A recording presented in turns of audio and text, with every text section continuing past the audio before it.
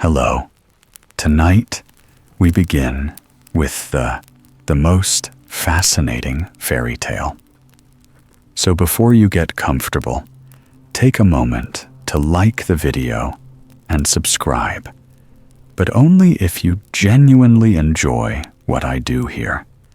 And let me know in the comments where you're tuning in from and what time it is for you.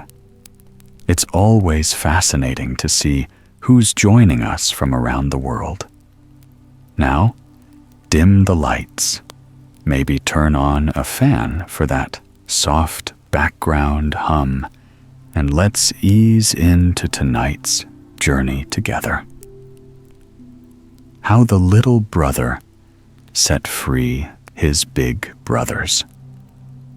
In a small hut, right in the middle of the forest, lived a man, his wife, 3 sons, and a daughter. For some reason, all the animals seemed to have left that part of the country, and food grew very scarce. So, one morning, after a night of snow, when the tracks of beasts might be easily seen, the 3 boys started off to hunt.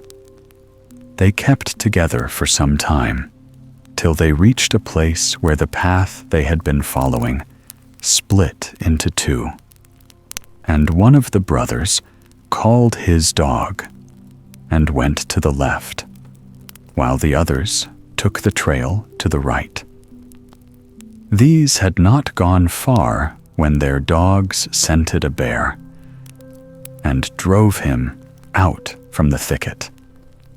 The bear ran across a clearing, and the elder brother managed to place an arrow right in his head.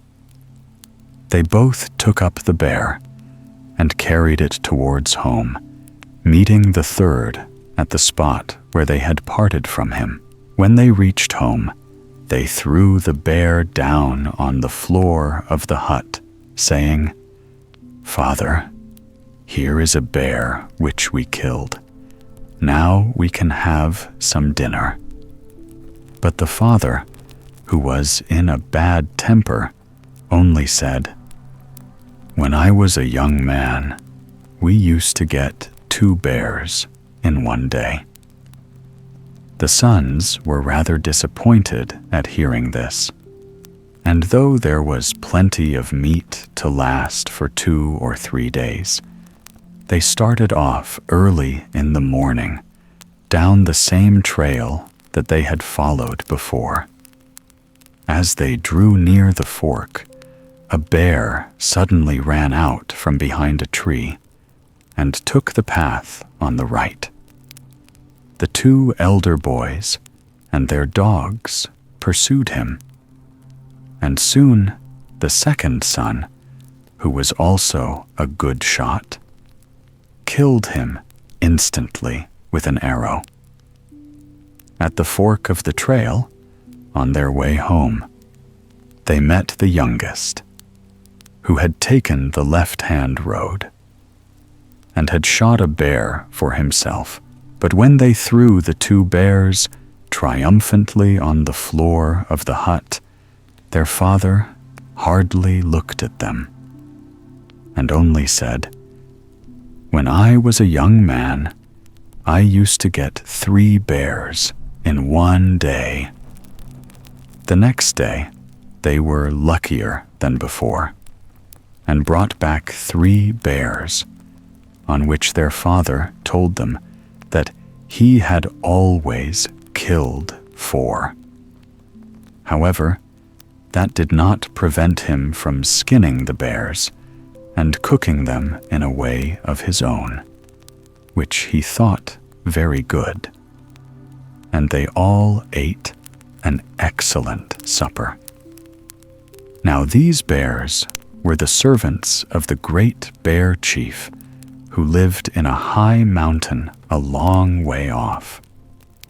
And every time a bear was killed, his shadow returned to the house of the bear chief, with the marks of his wounds plainly to be seen by the rest. The chief was furious at the number of bears the hunters had killed, and determined that he would find some way of destroying them. So he called another of his servants and said to him, "Go to the thicket near the fork, where the boys killed your brothers, and directly they or the dogs see you return here as fast as ever you can, the mountain will open to let you in, and the hunters will follow you. Then I shall have them in my power, and be able to revenge myself." The servant bowed low and started at once for the fork, where he hid himself in the bushes. By and by, the boys came in sight, but this time there were only 2 of them, as the youngest had stayed at home. The air was warm and damp, and the snow soft and slushy, and the elder brother's bowstring hung loose, while the bow of the younger caught in a tree and snapped in half. At that moment, the dogs began to bark loudly, and the bear rushed out of the thicket and set off in the direction of the mountain, without thinking that they had nothing to defend themselves with. Should the bear turn and attack them, the boys gave chase. The bear, who knew quite well that he could not be shot, sometimes slackened his pace and let the dogs get quite close.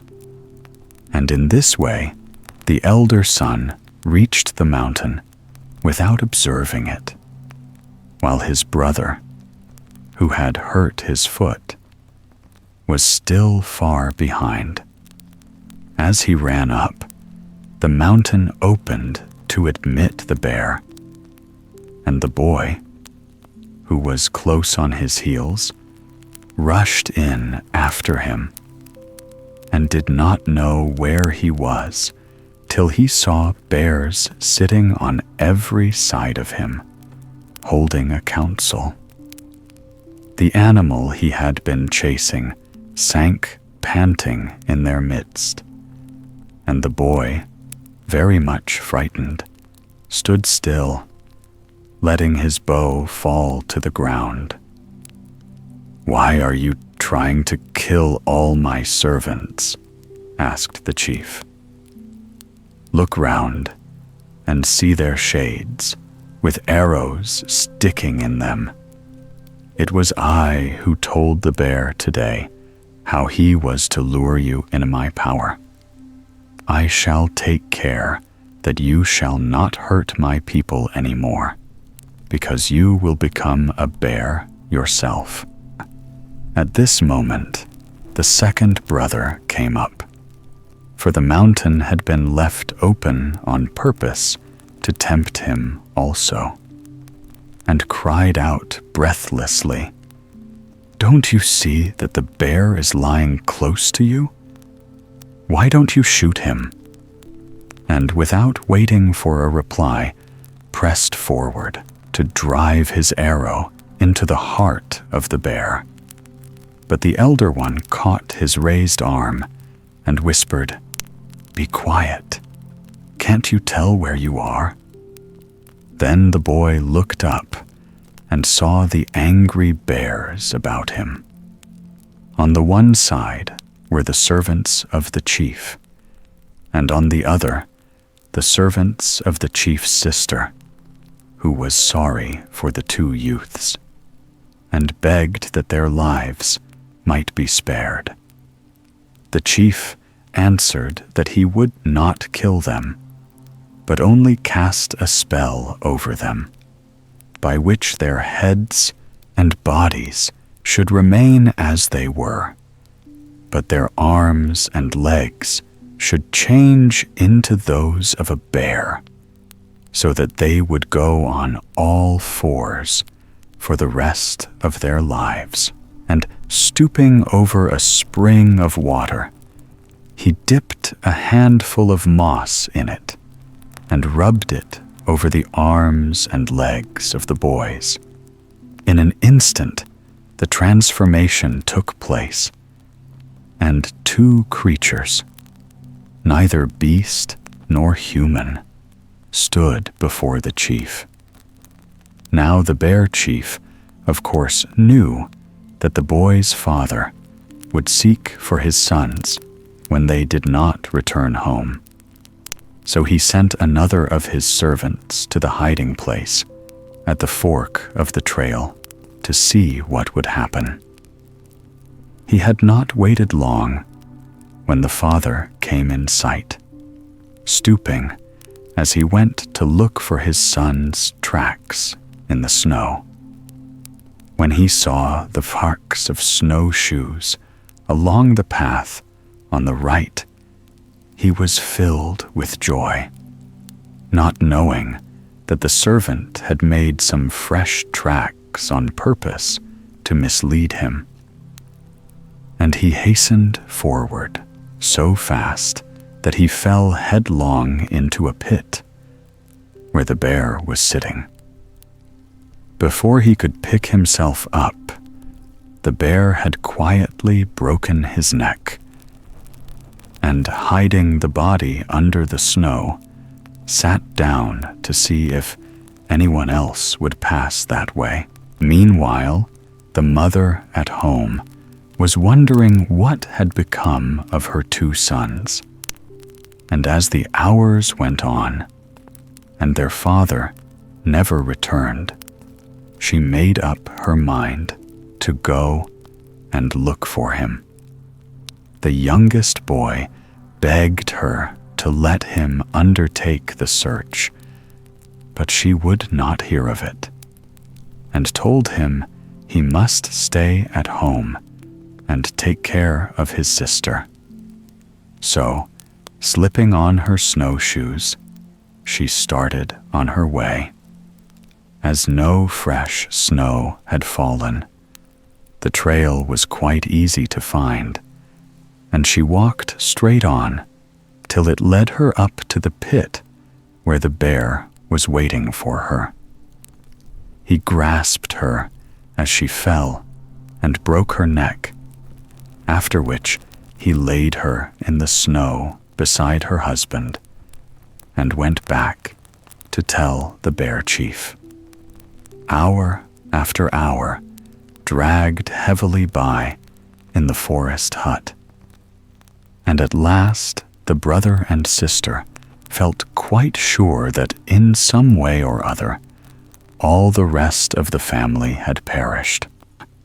Day after day the boy climbed to the top of a tall tree near the house and sat there till he was almost frozen, looking on all sides through the forest openings, hoping that he might see someone coming along.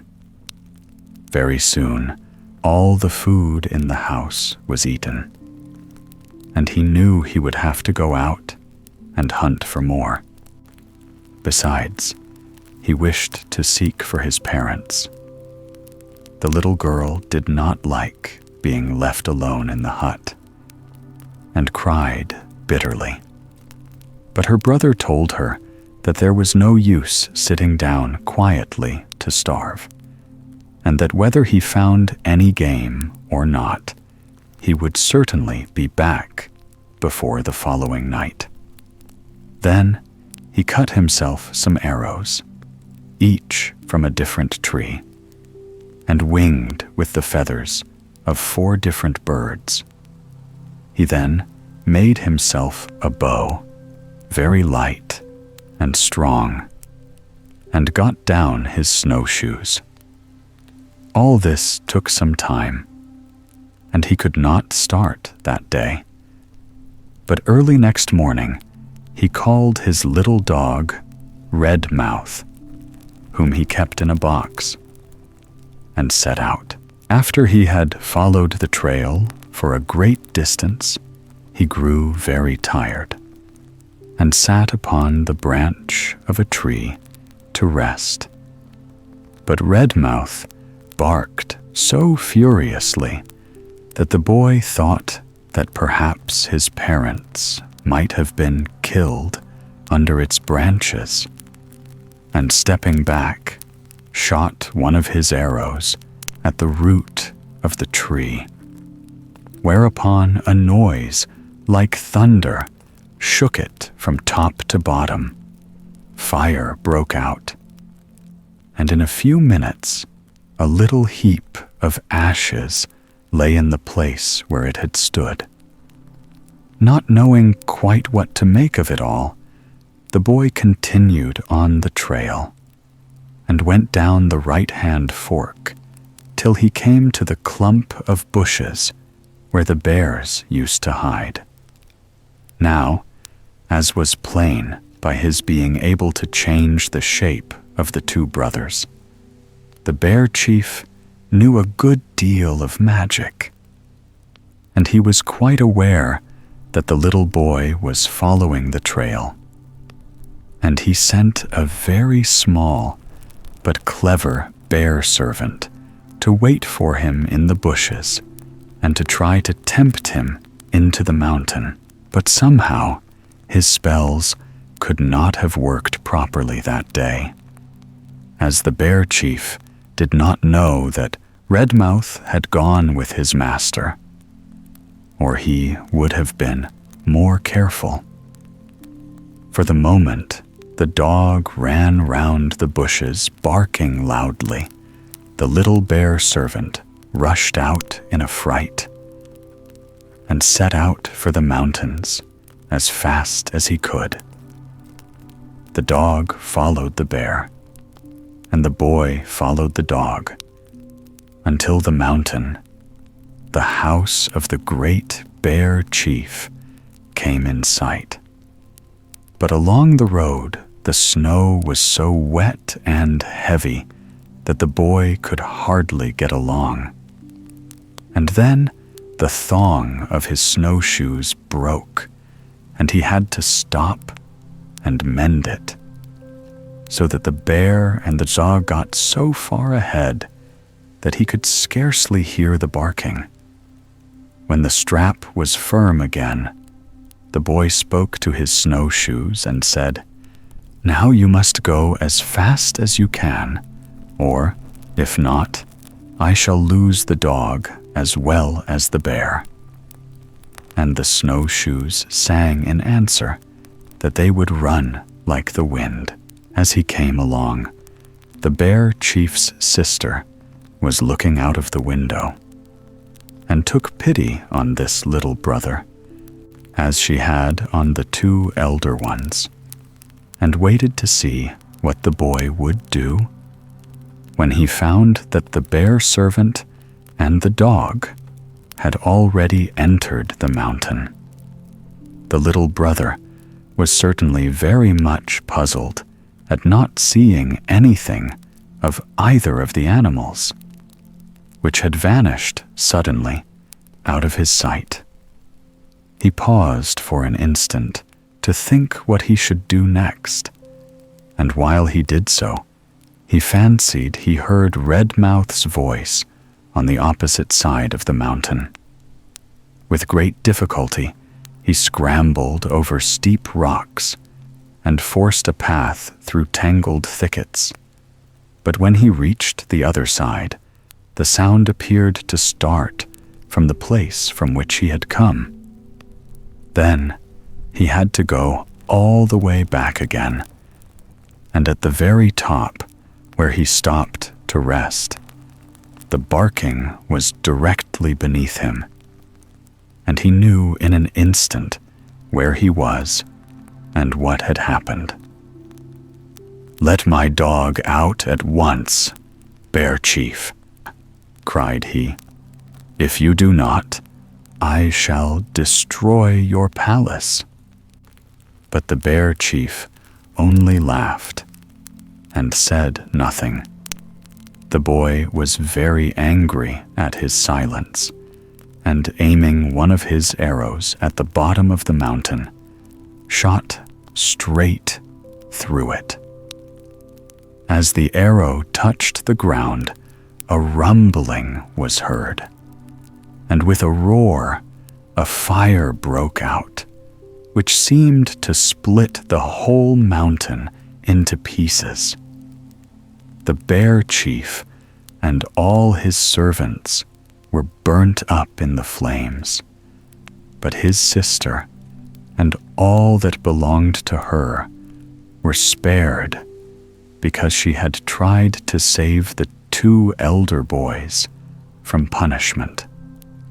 As soon as the fire had burnt itself out, the little hunter entered what was left of the mountain, and the first thing he saw was his 2 brothers, half bear, half boy. "Oh, help us! Help us!" cried they, standing on their hind legs as they spoke, and stretching out their forepaws to him. "But how am I to help you?" asked the little brother, almost weeping. "I can kill people and destroy trees and mountains, but I have no power over men." And the 2 elder brothers came up and put their paws on his shoulders, and they all 3 wept together. The heart of the bear chief's sister was moved when she saw their misery, and she came gently up behind and whispered, "Little boy, gather some moss from the spring over there, and let your brothers smell it." With a bound, all 3 were at the spring, and as the youngest plucked a handful of wet moss, the 2 others sniffed at it with all their might. Then the bearskin fell away from them, and they stood upright once more. "How can we thank you? How can we thank you?" they stammered, hardly able to speak, and fell at her feet in gratitude. But the bear's sister only smiled and bade them go home and look after the little girl, who had no one else to protect her. And this the boys did, and took such good care of their sister that, as she was very small, she soon forgot that she had ever had a father and mother. The sacred milk of Koumongoé. Far away, in a very hot country, there once lived a man and woman who had 2 children, a son named Kouan and a daughter called Thakan. Early in the morning and late in the evenings, the parents worked hard in the fields, resting when the sun was high under the shade of some tree. While they were absent, the little girl kept house alone, for her brother always got up before the dawn, when the air was fresh and cool, and drove out the cattle to the sweetest patches of grass he could find. One day, when Kouan had slept later than usual, his father and mother went to their work before him, and there was only Thakan to be seen busy making the bread for supper. "Thakan," he said, "I am thirsty. Give me a drink from the tree Koumongoé, which has the best milk in the world." "Oh, Kouan," cried his sister, "you know that we are forbidden to touch that tree. What would father say when he came home? For he would be sure to know." "Nonsense," replied Kouan. "There is so much milk in Koumongoé that he will never miss a little. If you won't give it to me, I shan't take the cattle out. they will just have to stay all day in the hut. And you know that they will starve." And he turned from her in a rage and sat down in the corner. After a while, the Khan said to him, "It is getting hot. Had you better drive out the cattle now?" But Kouan only answered sulkily, "I told you I am not going to drive them out at all. If I have to do without milk, they shall do without grass." The Khan did not know what to do. She was afraid to disobey her parents, who would most likely beat her. Yet the beasts would be sure to suffer if they were kept in, and she would perhaps be beaten for that too. So at last she took an awl and a tiny earthen bowl. She cut a very small hole in the side of Koumongoé, and out gushed enough milk to fill the bowl. "Here is the milk you wanted," said she, going up to Kouan, who was still sulking in his corner. "What is the use of that?" grumbled Kouan. "Why, there is not enough to drown a fly. Go and get me 3 times as much." Trembling with fright, the Khan returned to the tree and struck it a sharp blow with the axe. In an instant, there poured forth such a stream of milk that it ran like a river into the hut. "Kouan! Kouan!" cried she. "Come and help me to plug up the hole. There will be no milk left for our father and mother." But Kouan could not stop it any more than the Khan, and soon the milk was flowing through the hut downhill towards their parents in the fields below. The man saw a white stream a long way off and guessed what had happened. "Wife, wife," he called loudly to the woman, who was working at a little distance. "Do you see Koumongoé running fast down the hill? That is some mischief of the children's, I am sure. I must go home and find out what is the matter." And they both threw down their hoes and hurried to the side of Koumongoé. Kneeling on the grass, the man and his wife made a cup of their hands and drank the milk from it. And no sooner had they done this than Koumongoé flowed back again up the hill and entered the hut. "The Khan," said the parents severely when they reached home panting from the heat of the sun. "What have you been doing? Why did Koumongoé come to us in the fields instead of staying in the garden?" "It was Kouan's fault," answered the Khan. "He would not take the cattle to feed until he drank some of the milk from Koumongoé. So as I did not know what else to do, I gave it to him." The father listened to the Khan's words, but made no answer.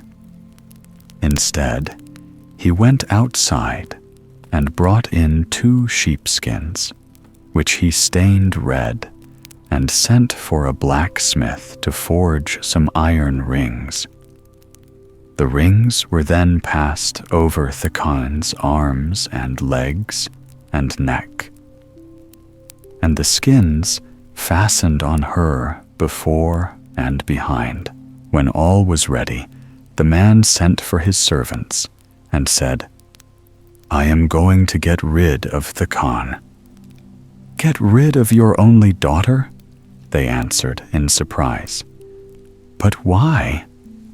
"Because she has eaten what she ought not to have eaten. She has touched the sacred tree which belongs to her mother and me alone. And, turning his back, he called to Thakan to follow him. And they went down the road which led to the dwelling of an ogre. They were passing along some fields where the corn was ripening, when a rabbit suddenly sprang out at their feet, and standing on its hind legs, it sang, "Why do you give to the ogre your child, so fair, so fair?" "You had better ask her," replied the man. "She is old enough to give you an answer."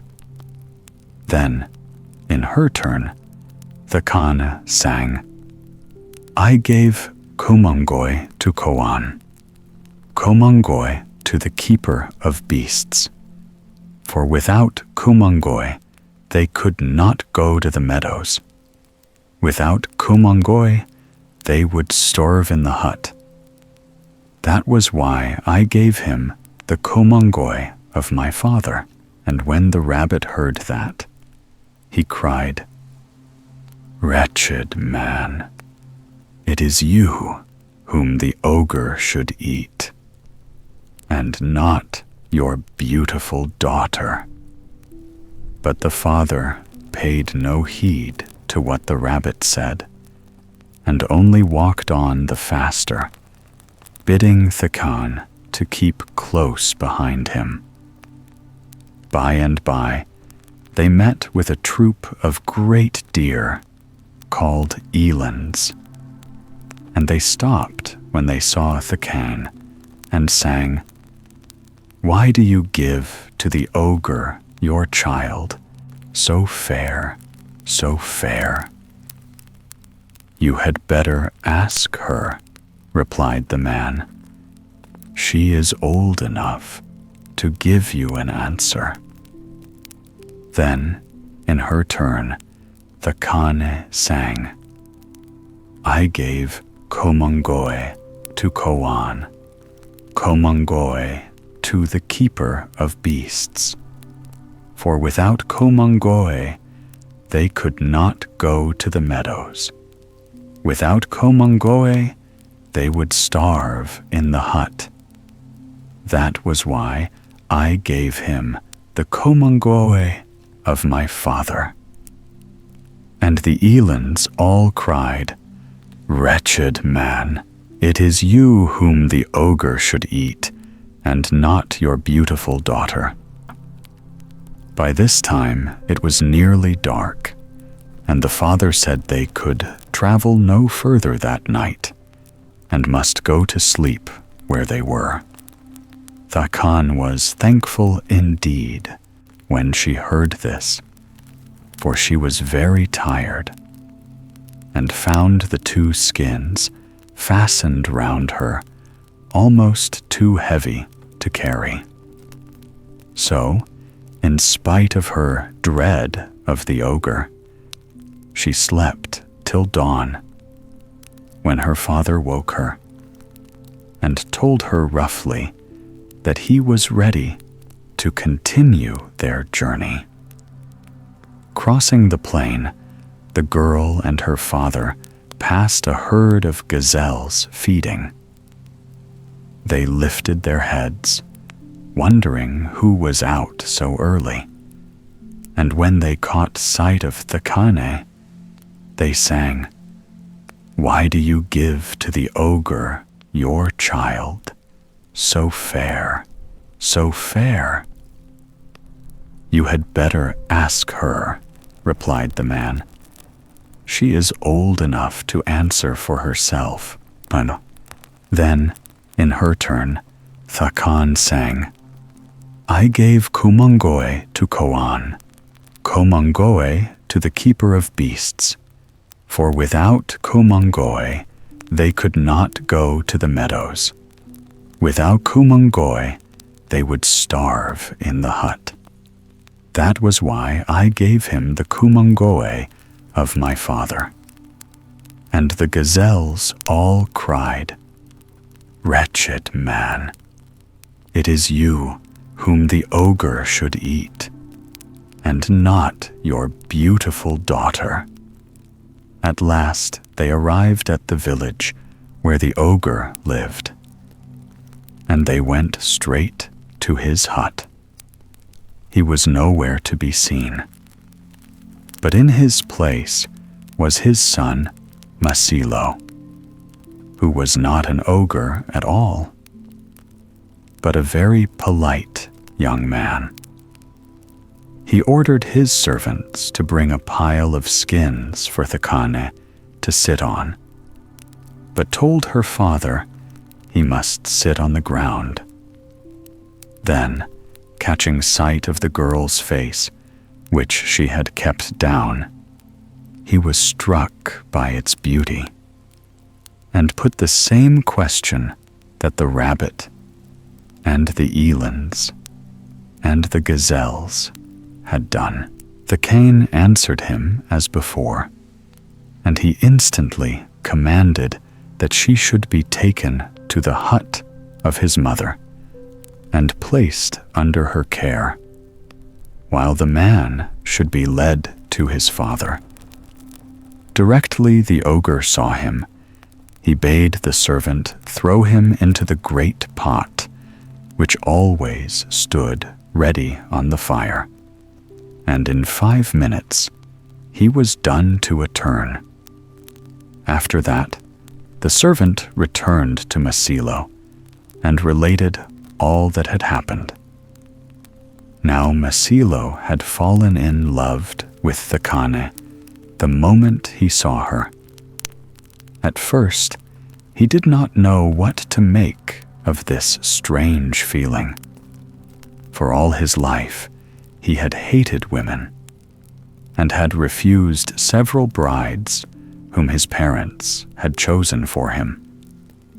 However, they were so anxious that he should marry that they willingly accepted Thakane as their daughter-in-law, though she did bring any marriage portion with her.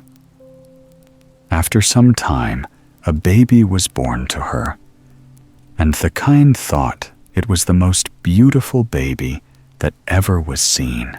But when her mother-in-law saw it was a girl, she wrung her hands and wept, saying, "Oh, miserable mother, miserable child, alas for you! Why were you not a boy?"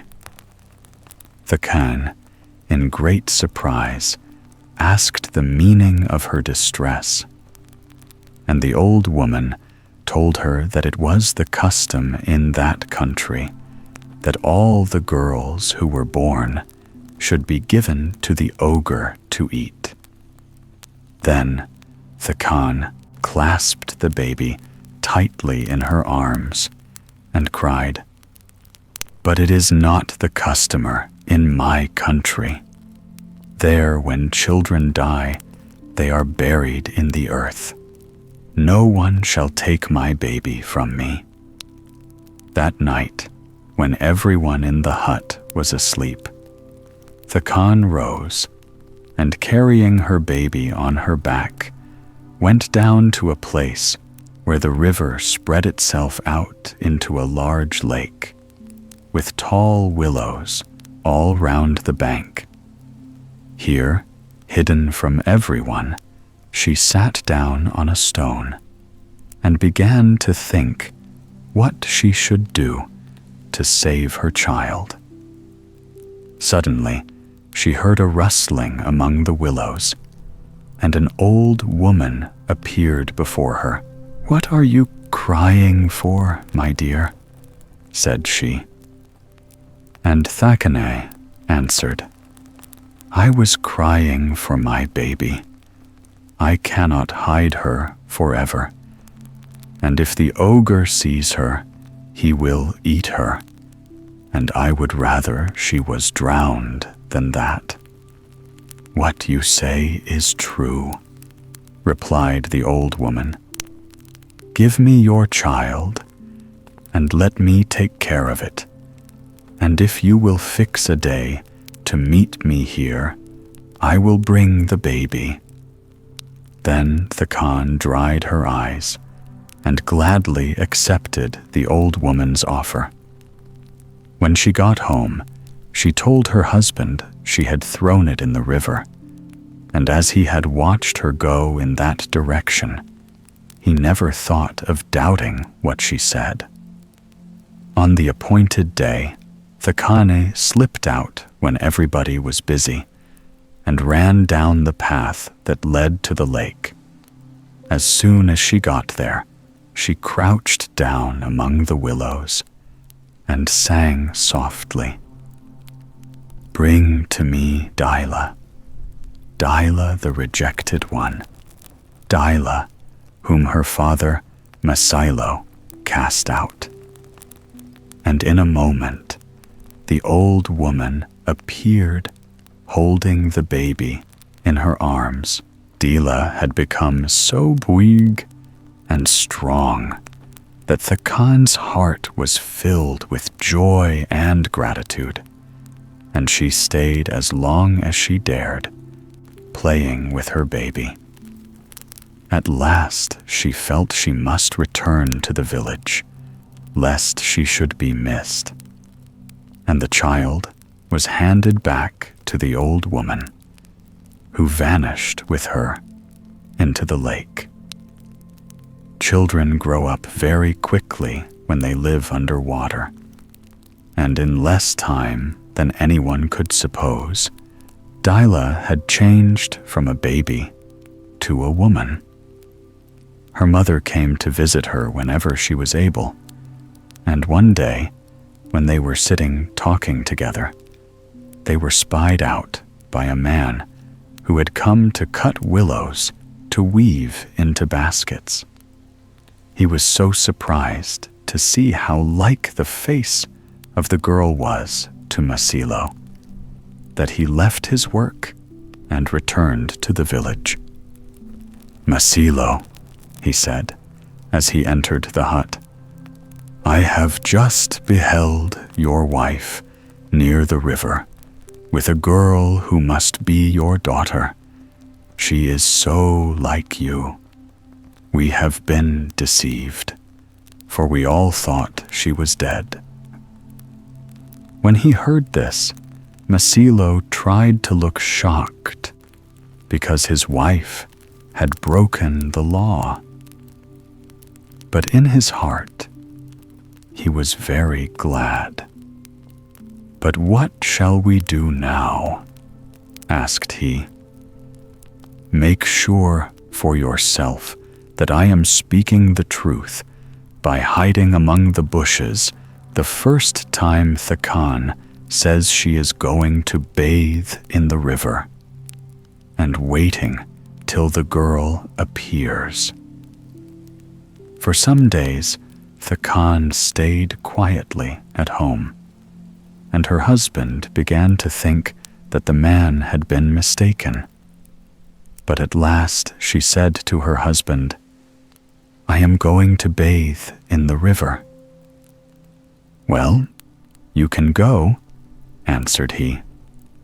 But he ran down quickly by another path and got there first, and hid himself in the bushes. An instant later, the Khan arrived, and standing on the bank, she sang, "Bring to me Dyla, Dyla the rejected one, Dyla, whom her father Masilo cast out." Then the old woman came out of the water, holding the girl, now tall and slender, by the hand, and as Masilo looked, he saw that she was indeed his daughter, and he wept for joy that she was not lying dead in the bottom of the lake. The old woman, however, seemed uneasy, and said to the Khan, "I feel as if someone was watching us. I will not leave the girl today, but will take her back with me." And sinking beneath the surface, she drew the girl after her. After they had gone, the Khan returned to the village, which Masilo had managed to reach before her. All the rest of the day, he sat in a corner, weeping, and his mother, who came in, asked, "Why are you weeping so bitterly, my son?" "My head aches," he answered. "It aches very badly." And his mother passed on and left him alone. In the evening, he said to his wife, "I have seen my daughter in the place where you told me you had drowned her. Instead, she lives at the bottom of the lake and has now grown into a young woman." "I don't know what you are talking about," replied the Kana. "I buried my child under the sand on the beach." Then Masilo implored her to give the child back to him, but she would not listen, and only answered, "If I were to give her back, you would only obey the laws of your country and take her to your father, the ogre, and she would be eaten." But Masilo promised that he would never let his father see her, and that now she was a woman, no one would try to hurt her. So Thakani's heart melted, and she went down to the lake to consult the old woman. "What am I to do?" she asked when, after clapping her hands, the old woman appeared before her. "Yesterday, Masilo beheld Daila, and ever since he has entreated me to give him back his daughter. If I let her go, he must pay me 1,000 head of cattle in exchange," replied the old woman. And the Khan carried her answer back to Masilo. "Why, I would gladly give her 2,000, cried he, "for she has saved my daughter." And he bade messengers hasten to all the neighboring villages and tell his people to send him at once all the cattle he possessed. When they were all assembled, he chose 1,000 of the finest bulls and cows and drove them down to the river, followed by a great crowd, wondering what would happen. Then the Khan stepped forward in front of the cattle and sang, "Bring to me Daila, Daila the rejected one, Daila whom her father Masilo cast out." And Daila came from the waters, holding out her hands to Masilo and Thakane, and in her place the cattle sank into the lake and were driven by the old woman to the great city filled with people, which lies at the bottom. The Wicked Wolverine. One day, a wolverine was out walking on the hillside when, on turning a corner, he suddenly saw a large rock. "Was that you I heard walking about just now?" he asked, for wolverines are cautious animals and always like to know the reasons of things. "No, certainly not," answered the rock. "I don't know how to walk." "But I saw you walking," continued the wolverine. "I am afraid that you were not taught to speak the truth," retorted the rock. "You need not speak like that, for I have seen you walking," replied the wolverine, "though I am quite sure that you could never catch me." And he ran a little distance and then stopped to see if the rock was pursuing him. But, to his vexation, the rock was still in the same place. Then the wolverine went up close and struck the rock a blow with his paw, saying, "Well, will you catch me now?" "I can't walk, but I can roll," answered the rock. And the wolverine laughed and said, "Oh, that will do just as well," and began to run down the side of the mountain. At first, he went quite slowly, just to give the rock a chance, he thought to himself.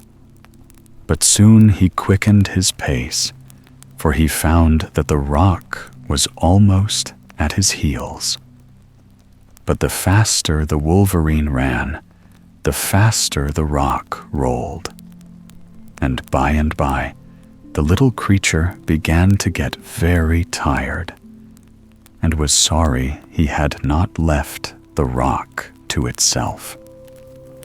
Thinking that if he could manage to put on a spurt, he would reach the forest of great trees at the bottom of the mountain, where the rock could not come, he gathered up all his strength, and instead of running, he leaped over sticks and stones. But whatever he did, the rock was always close behind him. At length, he grew so weary that he could not even see where he was going. And catching his foot in a branch, he tripped and fell. The rock stopped at once, but there came a shriek from the wolverine. "Get off! Get off! Can't you see that you are on my legs?" "Why did you not leave me alone?" asked the rock. "I did not want to move.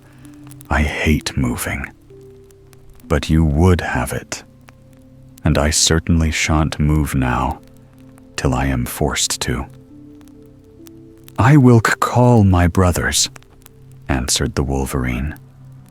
"There are many of them in the forest, and you will soon see that they are stronger than you." And he called and called and called, till wolves and foxes and all sorts of other creatures all came running to see what was the matter. "How did you get under that rock?" asked they, making a ring round him. But they had to repeat their question several times before the wolverine would answer, for he, like many other persons, found it hard to confess that he had brought his troubles on himself.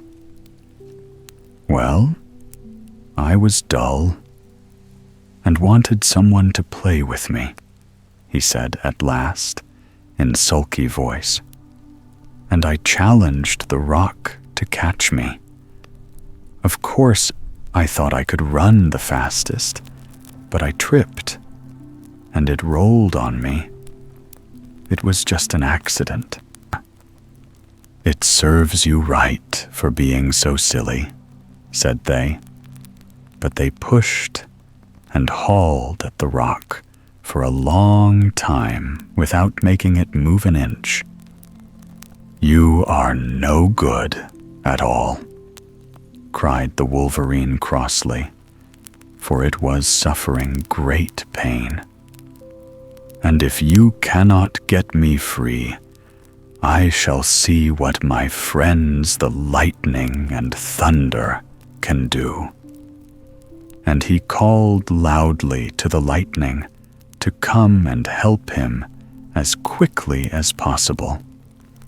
In a few minutes, a dark cloud came rolling up the sky, giving out such terrific claps of thunder that the wolves and the foxes and all the other creatures ran helter-skelter in all directions. But, frightened though they were, they did not forget to beg the lightning to take off the wolverine's coat and to free his legs, but to be careful not to hurt him. So the lightning disappeared into the cloud for a moment to gather up fresh strength, and then came rushing down, right upon the rock, which it sent flying in all directions, and took the wolverine's coat so neatly that, though it was torn into tiny shreds, the wolverine himself was quite unharmed. "That was rather clumsy of you," said he, standing up naked in his flesh. "Surely you could have split the rock without tearing my coat to bits." And he stooped down to pick up the pieces. It took him a long time, for there were a great many of them, but at last he had them all in his hand. "I'll go to my sister, the frog," he thought to himself, "and she will sew them together for me." And he set off at once for the swamp in which his sister lived. "Will you sew my coat together? I had an unlucky accident, and it is quite impossible to wear," he said when he found her. "With pleasure," she answered, for she had always been taught to be polite. And getting her needle and thread, she began to fit the pieces. But though she was very good-natured, she was not very clever, and she got some of the bits wrong.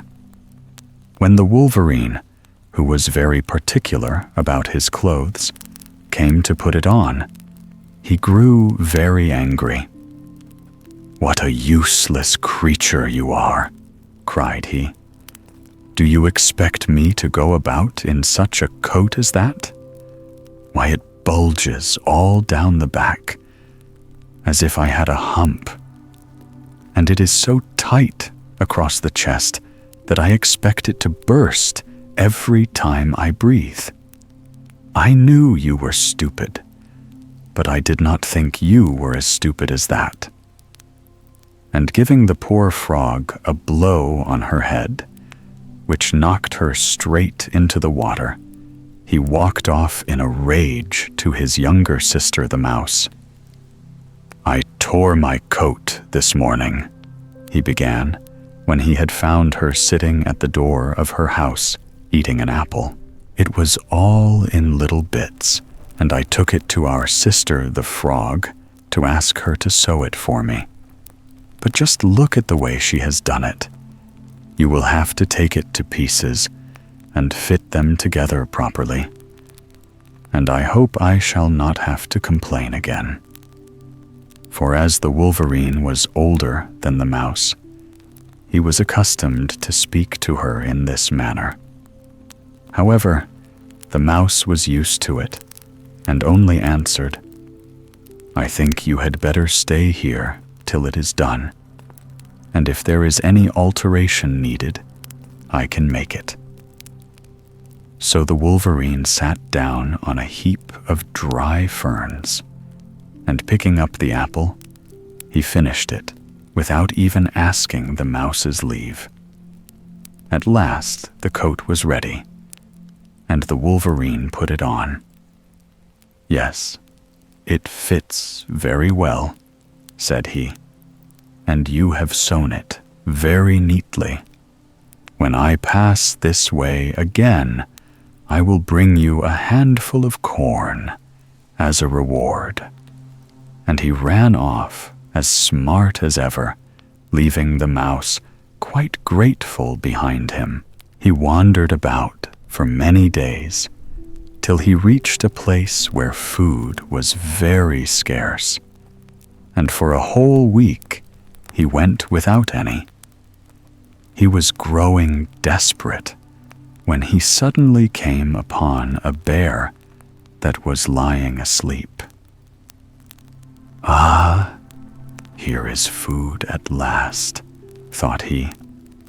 But how was he to kill the bear, who was so much bigger than himself? It was no use to try force. He must invent some cunning plan which would get her into his power. At last, after thinking hard, he decided upon something, and going up to the bear, he exclaimed, "Is that you, my sister?" The bear turned round and saw the wolverine, and murmuring to herself, so low that nobody could hear, "I never heard before that I had a brother," got up and ran quickly to a tree, up which she climbed. Now the wolverine was very angry when he saw his dinner vanishing in front of him, especially as he could not climb trees like the bear. So he followed and stood at the foot of the tree, shrieking as loud as he could, "Come down, sister. Our father has sent me to look for you. You were lost when you were a little girl and went out picking berries. And it was only the other day that we heard from a beaver where you were." At these words, the bear came a little way down the tree, and the wolverine, seeing this, went on, "Are you not fond of berries? I am, and I know a place where they grow so thick the ground is quite hidden. Why, look for yourself. That hillside is quite red with them." "I can't see so far," answered the bear, now climbing down altogether. "You must have wonderfully good eyes. I wish I had, but my sight is very short." "So was mine, till my father smashed a pail full of cranberries and rubbed my eyes with them," replied the wolverine. "But if you like to go and gather some of the berries, I will do just as he did, and you will soon be able to see as far as me." It took the bear a long while to gather the berries, for she was slow about everything. And besides, it made her back ache to stoop. But at last she returned with a sackful, and put them down beside the wolverine. "That is splendid, sister," cried the wolverine. "Now lie flat on the ground, with your head on this stone, while I smash them."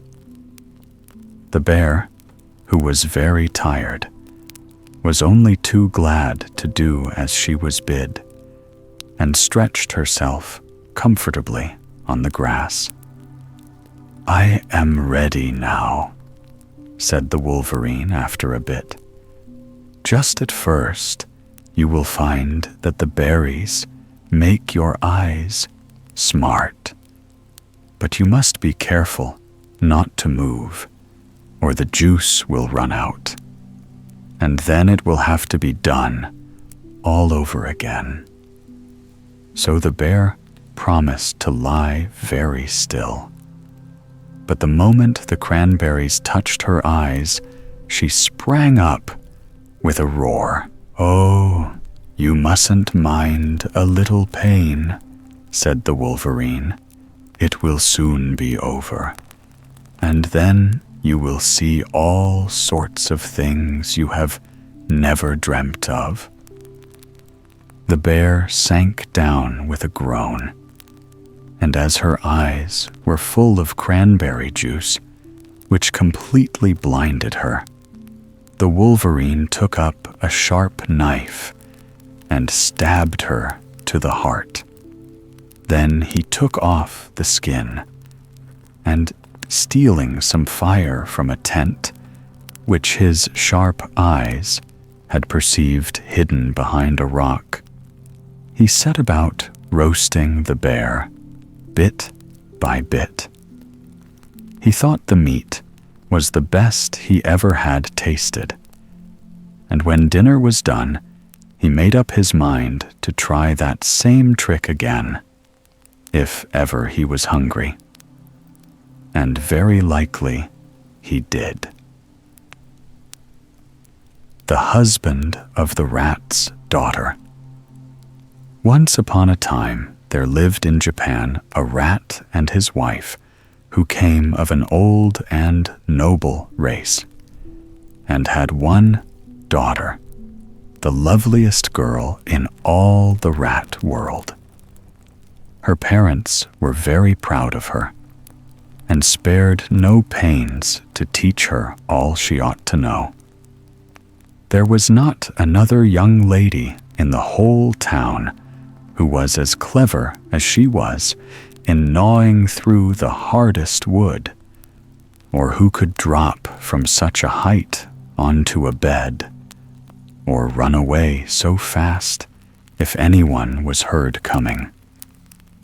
Great attention, too, was paid to her personal appearance, and her skin shone like satin, while her teeth were as white as pearls and beautifully pointed.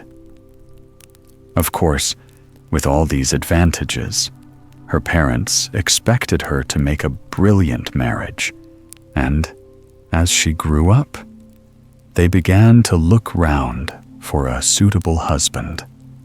But here, a difficulty arose. The father was a rat from the tip of his nose to the end of his tail, outside as well as in, and desired that his daughter should wed among her own people. She had no lack of lovers, but her father's secret hopes rested on a fine young rat, with mustaches which almost swept the ground, whose family was still nobler and more ancient than his own. Unluckily, the mother had other views for her precious child. She was one of those people who always despise their own family and surroundings, and take pleasure in thinking that they themselves are made of finer material than the rest of the world. Her daughter should never marry a mere rat, she declared, holding her head high. With her beauty and talents, she had a right to look for someone a little better than that. So she talked, as mothers will, to anyone that would listen to her. What the girl thought about the matter, nobody knew or cared. It was not the fashion in the rat world. Many were the quarrels which the old rat and his wife had upon the subject, and sometimes they bore on their faces certain marks which looked as if they had not kept to words only. "Reach up to the stars is my motto," cried the lady one day, when she was in a greater passion than usual.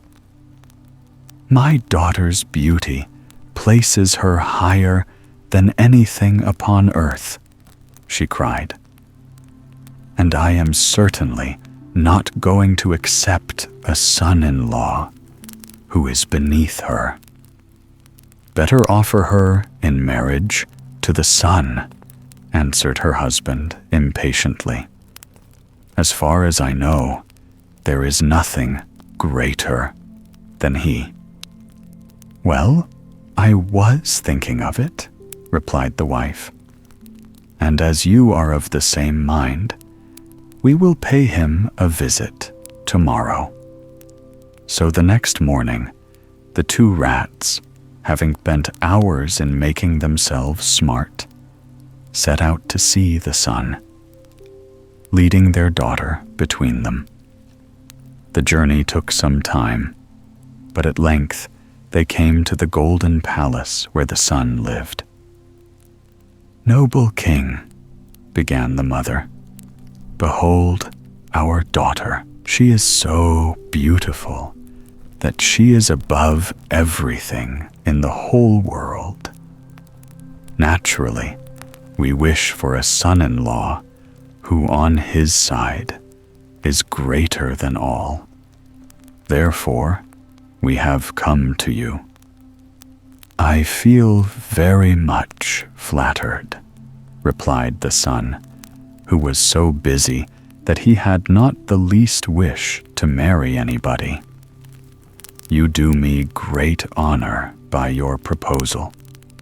Only, in one point, you are mistaken, and it would be wrong of me to take advantage of your ignorance. There is something greater than I am, and that is the cloud. Look." And as he spoke, a cloud spread itself over the sun's face, blotting out his rays.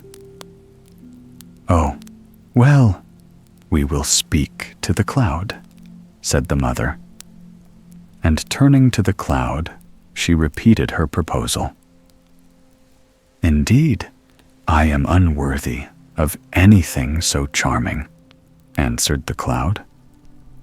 "But you make a mistake again in what you say. There is one thing that is even more powerful than I, and that is the wind.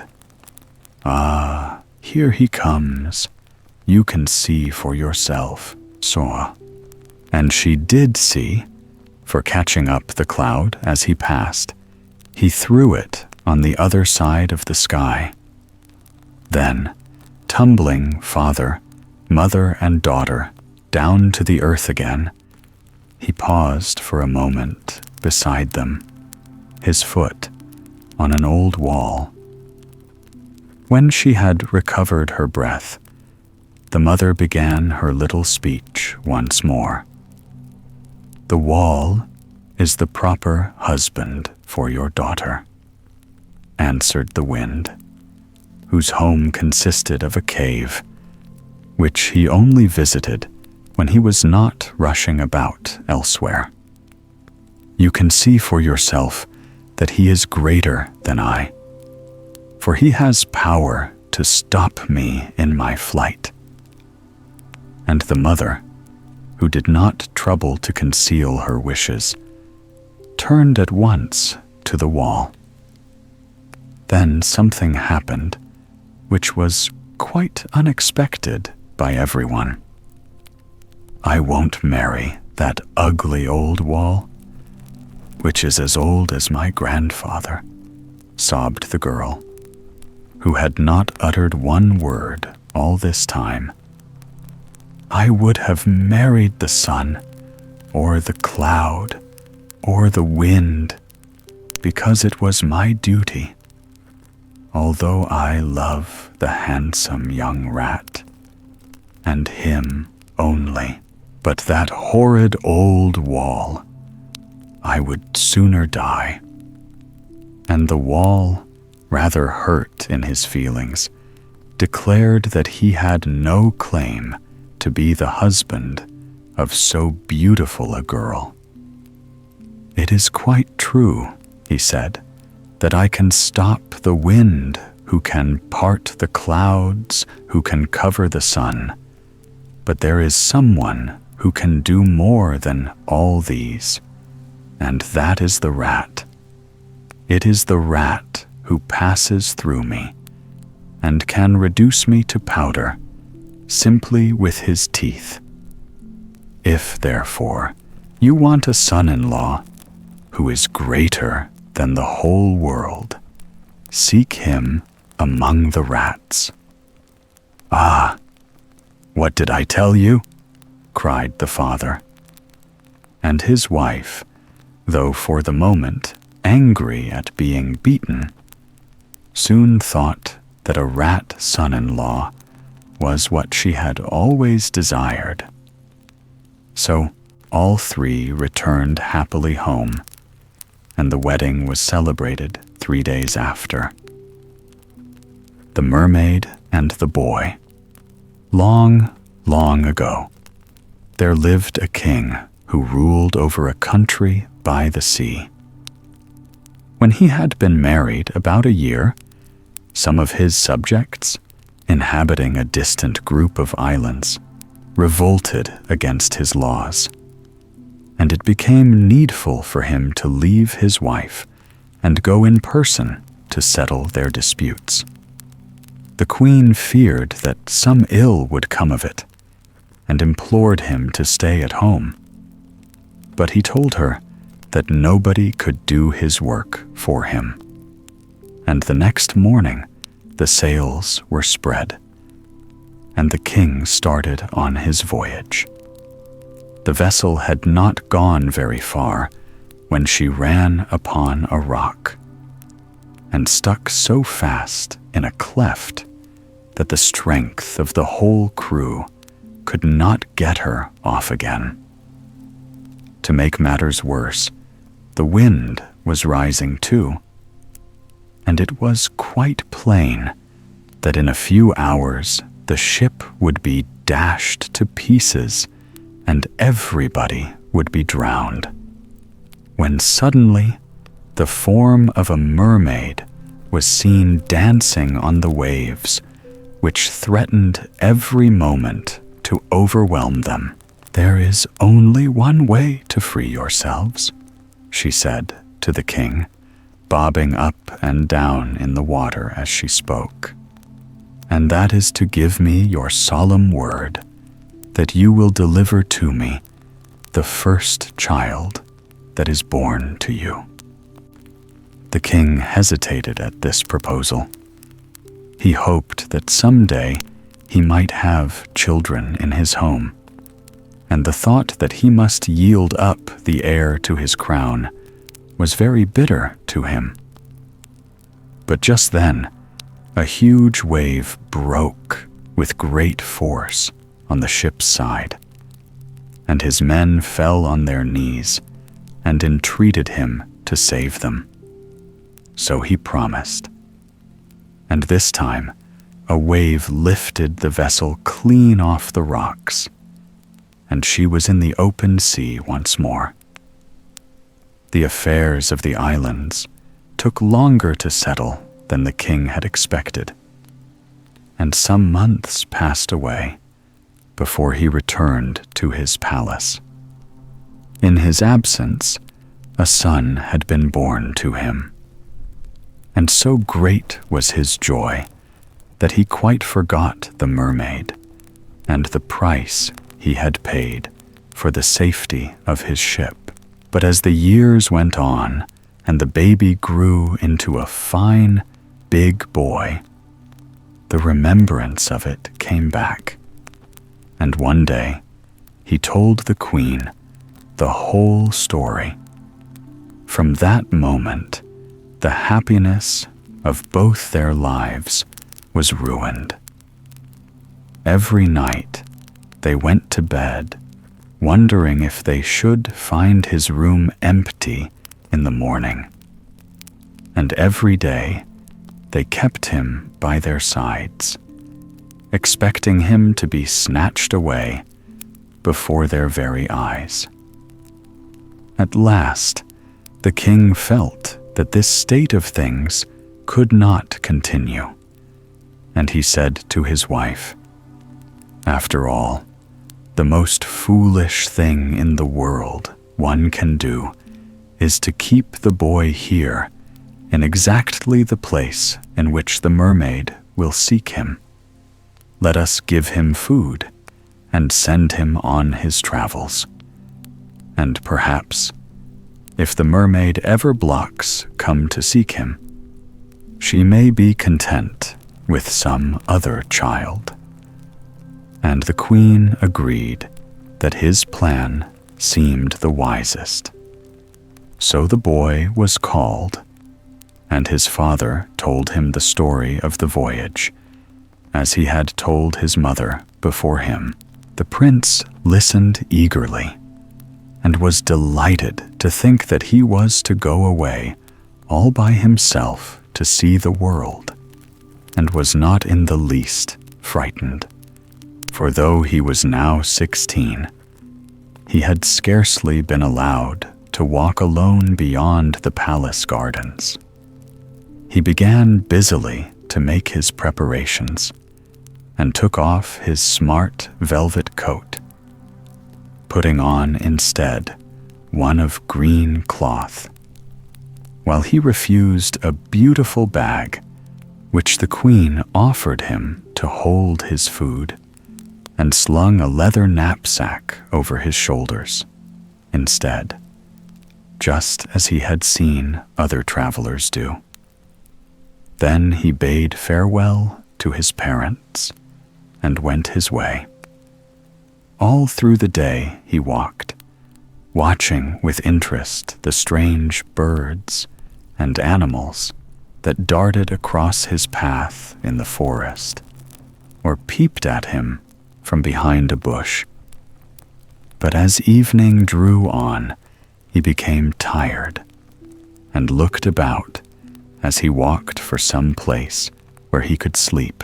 At length, he reached a soft, mossy bank under a tree, and was just about to stretch himself out on it when a fearful roar made him start and tremble all over.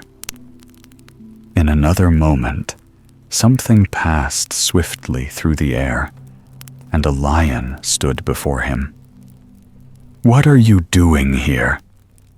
asked the lion, his eyes glaring fiercely at the boy. "I am flying from the Mermaid," the prince answered in a quaking voice. "Give me some food, then," said the lion. "It is past my supper time, and I am very hungry."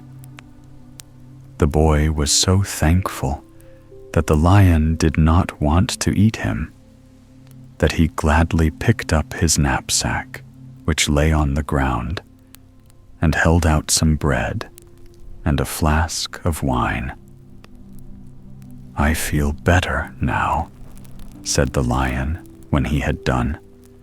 "So now I shall go to sleep on this nice, soft moss. And if you like, you can lie down beside me." So the boy and the lion slept soundly, side by side, till the sun rose. "I must be off now," remarked the lion, shaking the boy as he spoke. "But cut off the tip of my ear and keep it carefully. And if you are in any danger, just wish yourself a lion, and you will become one on the spot. One good turn deserves another, you know." The prince thanked him for his kindness, and did as he was bid, and the two then bade each other farewell. "I wonder how it feels to be a lion," thought the boy, after he had gone a little way, and he took out the tip of the ear from the breast of his jacket, and wished with all his might. In an instant, his head had swollen to several times its usual size, and his neck seemed very hot and heavy. And somehow, his hands became paws, and his skin grew hairy and yellow. But what pleased him most was his long tail, with a tuft at the end, which he lashed and switched proudly. "I like being a lion very much," he said to himself, and trotted gaily along the road. After a while, however, he got tired of walking in this unaccustomed way. It made his back ache, and his front paws felt sore, So he wished himself a boy again. And in the twinkling of an eye, his tail disappeared, and his head shrank, and the long, thick mane became short and curly. Then he looked out for a sleeping place and found some dry ferns, which he gathered and heaped up. But before he had time to close his eyes, there was a great noise in the trees nearby, as if a big, heavy body was crashing through them. The boy rose and turned his head and saw a huge black bear coming towards him. "What are you doing here?" cried the bear. "I am running away from the mermaid," answered the boy. But the bear took no interest in the mermaid and only said, "I am hungry. Give me something to eat." The knapsack was lying on the ground among the fern, but the prince picked it up and, unfastening the strap, took out his second flask of wine and another loaf of bread. "We will have supper together," he remarked politely. But the bear, who had never been taught manners, made no reply and ate as fast as he could. When he had quite finished, he got up and stretched himself. "You have got a comfortable-looking bed there," he observed. "I really think that, bad sleeper as I am, I might have a good night on it. I can manage to squeeze you in," he added. "You don't take up a great deal of room." The boy was rather indignant at the bear's cool way of talking, but as he was too tired to gather more fern, they lay down side by side and never stirred till sunrise next morning. "I must go now," said the bear, pulling the sleepy prince onto his feet. "But first, you shall cut off the tip of my ear, and when you are in any danger, just wish yourself a bear, and you will become one. One good turn deserves another, you know." And the boy did as he was bid, and he and the bear bade each other farewell. "I wonder how it feels to be a bear," thought he to himself when he had walked a little way. And he took out the tip from the breast of his coat and wished hard that he might become a bear. The next moment, his body stretched out, and thick black fur covered him all over. As before, his hands were changed into paws, but when he tried to switch his tail, he found to his disgust that it would not go any distance. "Why, it is hardly worth calling a tail," said he. For the rest of the day, he remained a bear and continued his journey. But as evening came, on the bear skin, which had been so useful when plunging through brambles in the forest, felt rather heavy, and he wished himself a boy again. He was too much exhausted to take the trouble of cutting any fern or seeking for moss, but just threw himself down under a tree, when exactly above his head he heard a great buzzing as a bumblebee alighted on a honeysuckle branch. "What are you doing here?" asked the bee in a cross voice. At your age, you ought to be safe at home." "I am running away from the mermaid," replied the boy. But the bee, like the lion and the bear, was one of those people who never listen to the answers to their questions, and only said, "I am hungry. Give me something to eat." The boy took his last loaf and flask out of his knapsack and laid them on the ground, and they had supper together. "Well, now I am going to sleep," observed the bee when the last crumb was gone. "But as you are not very big, I can make room for you beside me." And he curled up his wings and tucked in his legs, and he and the prince both slept soundly till morning. Then the bee got up and carefully brushed every scrap of dust off his velvet coat and buzzed loudly in the boy's ear to waken him. "Take a single hair from one of my wings," said he, "and if you are in danger, just wish yourself a bee, and you will become one. One good turn deserves another. So farewell, and thank you for your supper." And the bee departed after the boy had pulled out the hair and wrapped it carefully in a leaf. It must feel quite different to be a bee from what it does to be a lion or bear, thought the boy to himself when he had walked for an hour or two. "I dare say I should get on a great deal faster." So he pulled out his hair and wished himself a bee. In a moment, the strangest thing happened to him.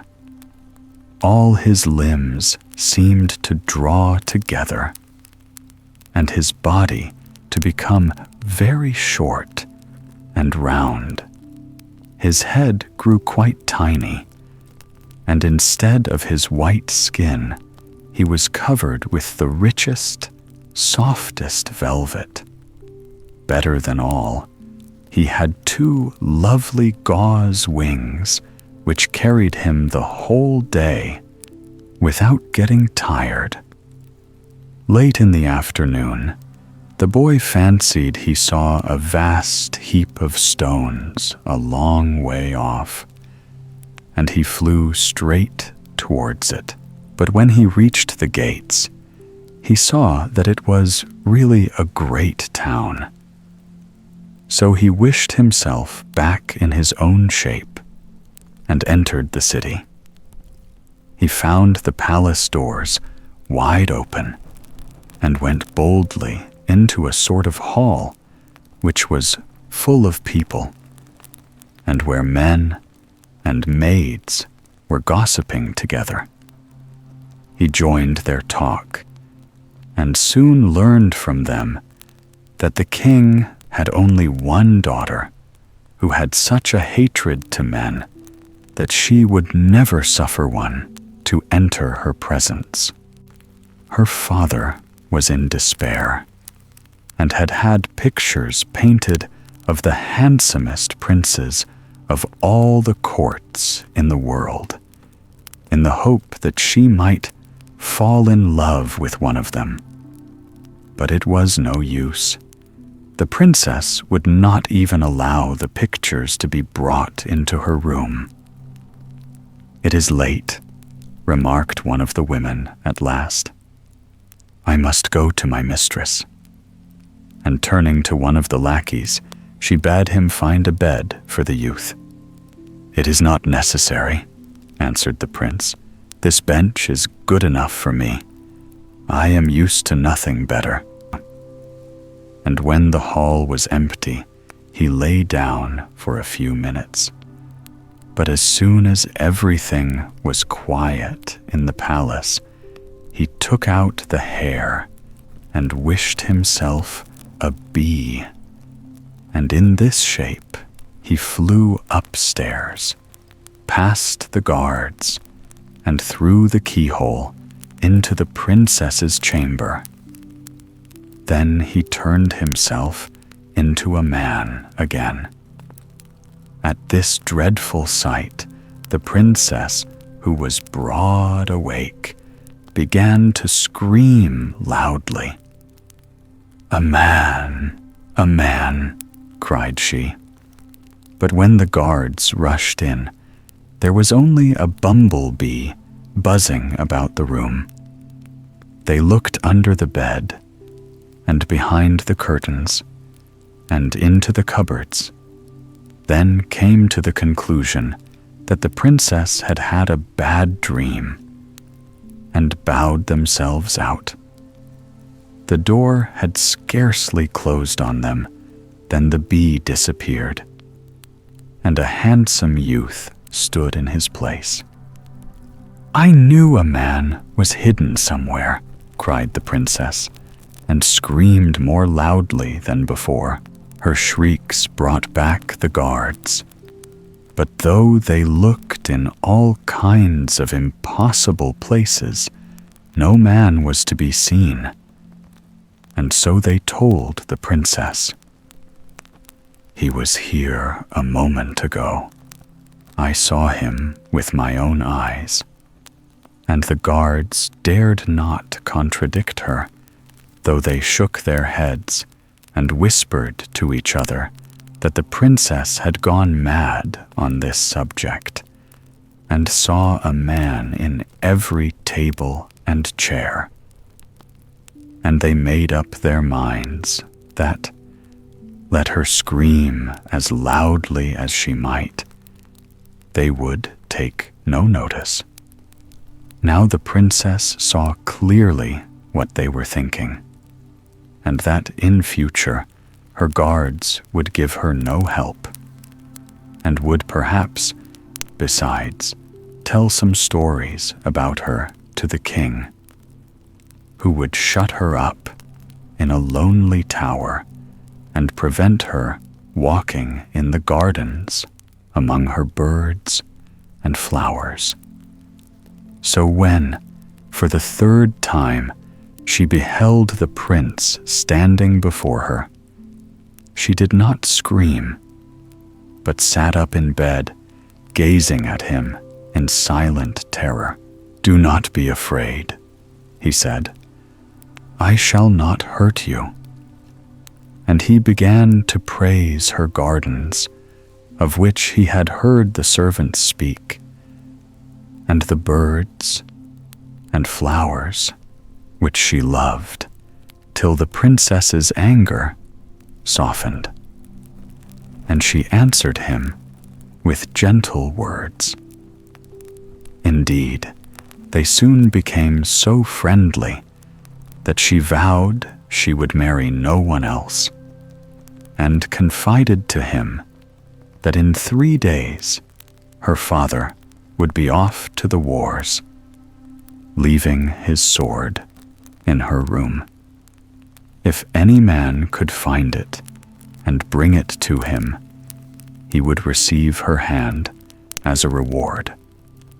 At this point, a cock crew, and the youth jumped up hastily, saying, "Of course I shall ride with the king to the war. And if I do not return, take your violin every evening to the seashore and play on it, so that the very sea kobolds who live at the bottom of the ocean may hear it and come to you." Go. Just as the princess had foretold, in 3 days the king set out for the war with a large following, and among them was the young prince, who had presented himself at court as a young noble in search of adventures. They had left the city many miles behind them, when the king suddenly discovered that he had forgotten his sword, and though all his attendants instantly offered theirs. He declared that he could fight with none but his own. "The first man who brings it to me from my daughter's room," cried he, "shall not only have her to wife, but after my death shall reign in my stead." At this, the Red Knight, the young prince, and several more turned their horses to ride as fast as the wind back to the palace. But suddenly, a better plan entered the prince's head, and, letting the others pass him, he took his precious parcel from his breast and wished himself a lion. Then on he bounded, uttering such dreadful roars that the horses were frightened and grew unmanageable, and he easily outstripped them, and soon reached the gates of the palace. Here he hastily changed himself into a bee and flew straight into the princess's room, where he became a man again. She showed him where the sword hung concealed behind a curtain, and he took it down, saying as he did so, "Be sure not to forget what you have promised to do." The princess made no reply, but smiled sweetly, and slipping a golden ring from her finger, she broke it in two and held half out silently to the prince, while the other half she put in her own pocket. He kissed it and ran down the stairs, bearing the sword with him. Some way off, he met the Red Knight and the rest, and the Red Knight at first tried to take the sword from him by force. But as the youth proved too strong for him, he gave it up and resolved to wait for a better opportunity. This soon came, for the day was hot and the prince was thirsty. Perceiving a little stream that ran into the sea, he turned aside and, unbuckling the sword, flung himself on the ground for a long drink. Unluckily, the mermaid happened at that moment to be floating on the water, not very far off, and knew he was the boy who had been given her before he was born. So she floated gently in to where he was lying. She seized him by the arm, and the waves closed over them both. Hardly had they disappeared when the Red Knight stole cautiously up, and could hardly believe his eyes when he saw the king's sword on the bank. He wondered what had become of the youth, who an hour before had guarded his treasure so fiercely. But after all, that was no affair of his. So, fastening the sword to his belt, he carried it to the king. The war was soon over, and the king returned to his people, who welcomed him with shouts of joy. But when the princess from her window saw that her betrothed was not among the attendants riding behind her father, her heart sank, for she knew that some evil must have befallen him, and she feared the Red Knight. She had long ago learned how clever and how wicked he was, and something whispered to her that it was he who would gain the credit of having carried back the sword, and would claim her as his bride, though he had never even entered her chamber. And she could do nothing, for although the king loved her, he never let her stand in the way of his plans. The poor princess was only too right, and everything came to pass exactly as she had foreseen it. The king told her that the Red Knight had won her fairly, and that the wedding would take place next day, and there would be a great feast after it. In those days, feasts were much longer and more splendid than they are now, and it was growing dark when the princess, tired out with all she had gone through, stole up to her own room for a little quiet. But the moon was shining so brightly over the sea that it seemed to draw her towards it, and taking her violin under her arm, she crept down to the shore. "Listen, listen," said the mermaid to the prince, who was lying stretched on a bed of seaweeds at the bottom of the sea. "Listen, that is your old love playing. For mermaids know everything that happens upon earth." "I hear nothing," answered the youth, who did not look happy. "Take me up higher, where the sounds can reach me." So the mermaid took him on her shoulders and bore him up midway to the surface. "Can you hear now?" she asked. "No," answered the prince. "I hear nothing but the water rushing. I must go higher still." Then the mermaid carried him to the very top. "You must surely be able to hear now," said she. "Nothing but the water," repeated the youth. So she took him right to the land. "At any rate, you can hear now?" she said again. "The water is still rushing in my ears," answered he. "But wait a little. That will soon pass off."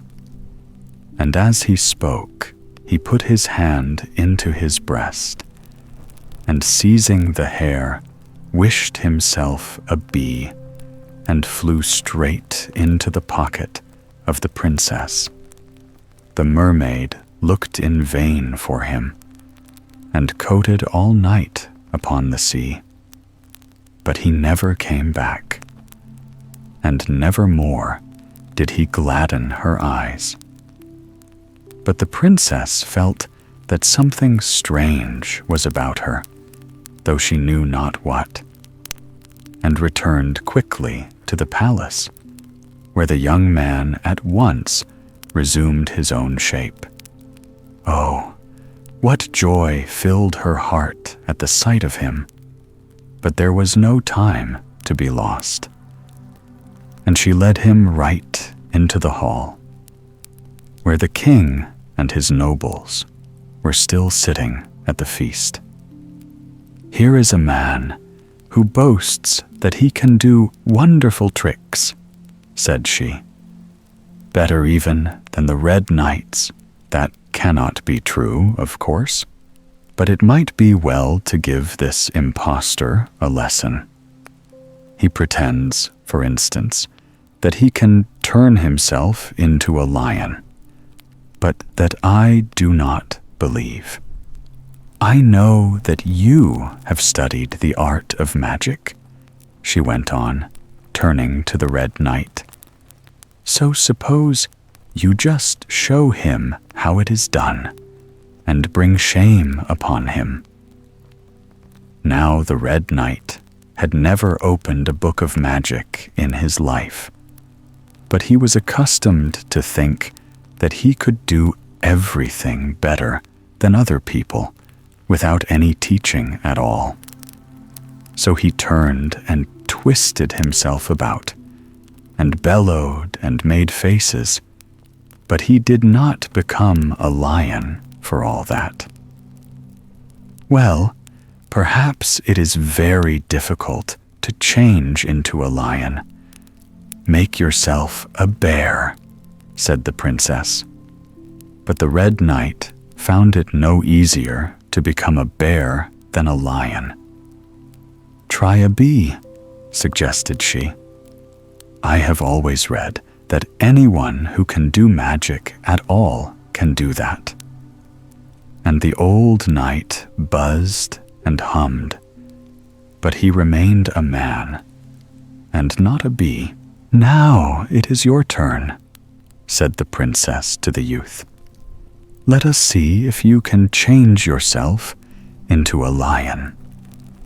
And in a moment, such a fierce creature stood before them that all the guests rushed out of the hall, treading each other underfoot in their fright. The lion sprang at the Red Knight and would have torn him in pieces had not the princess held him back and bidden him to change himself into a man again. And in a second, a man took the place of the lion. Now become a bear, said she. And a bear advanced, panting and stretching out his arms to the Red Knight, who shrank behind the princess. By this time, some of the guests had regained their courage and returned as far as the door, thinking that if it was safe for the princess, perhaps it was safe for them. The king, who was braver than they, and felt it needful to set them a good example, besides, had never left his seat. And when at a new command of the princess, the bear once more turned into a man, he was silent from astonishment, and a suspicion of the truth began to dawn on him. Was it he who fetched the sword? Asked the king. Yes, it was, answered the princess. And she told him the whole story, and how she had broken her gold ring and given him half of it. And the prince took out his half of the ring, and the princess took out hers, and they fitted exactly. Next day, the Red Knight was hanged, as he richly deserved, and there was a new marriage feast for the prince and princess. Pivi and Kabo. When birds were men and men were birds, Pivi and Kabo lived in an island far away called New Caledonia. Pivi was a cheery little bird that chirps at sunset. Kabo was an ugly black fowl that croaks in the darkness. One day, Pivi and Kabo thought that they would make slings and practice slinging, as the people of the island still do. So they went to a banyan tree and stripped the bark to make strings for their slings. And next, they repaired to the riverbank to find stones. Kabo stood on the bank of the river, and Pivi went into the water. The game was for Kabo to sling at Pivi, and for Pivi to dodge the stones, if he could.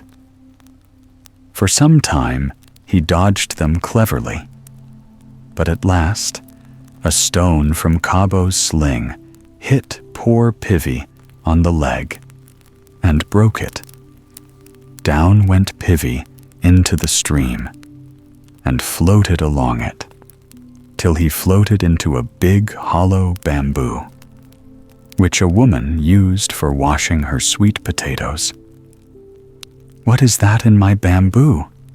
said the woman, and she blew in at one end and blew little Pivi out at the other, like a pea from a pea shooter. "Oh," cried the woman, "what a state you are in! What have you been doing?" "It was Kabo who broke my leg at the slinging game," said Pivi. "Well, I am sorry for you," said the woman. "Will you come with me and do what I tell you?" "I will," said Pivi, for the woman was very kind and pretty. She took Pivi into a shed where she kept her fruit, laid him on a bed of mats, and made him as comfortable as she could, and attended to his broken leg without cutting off the flesh round the bone, as these people usually do. "You will be still, won't you, Pivi?" she said. "If you hear a little noise, you will pretend to be dead. It is the black ant who will come and creep from your feet up to your head. Say nothing and keep quiet, won't you, Pivi?"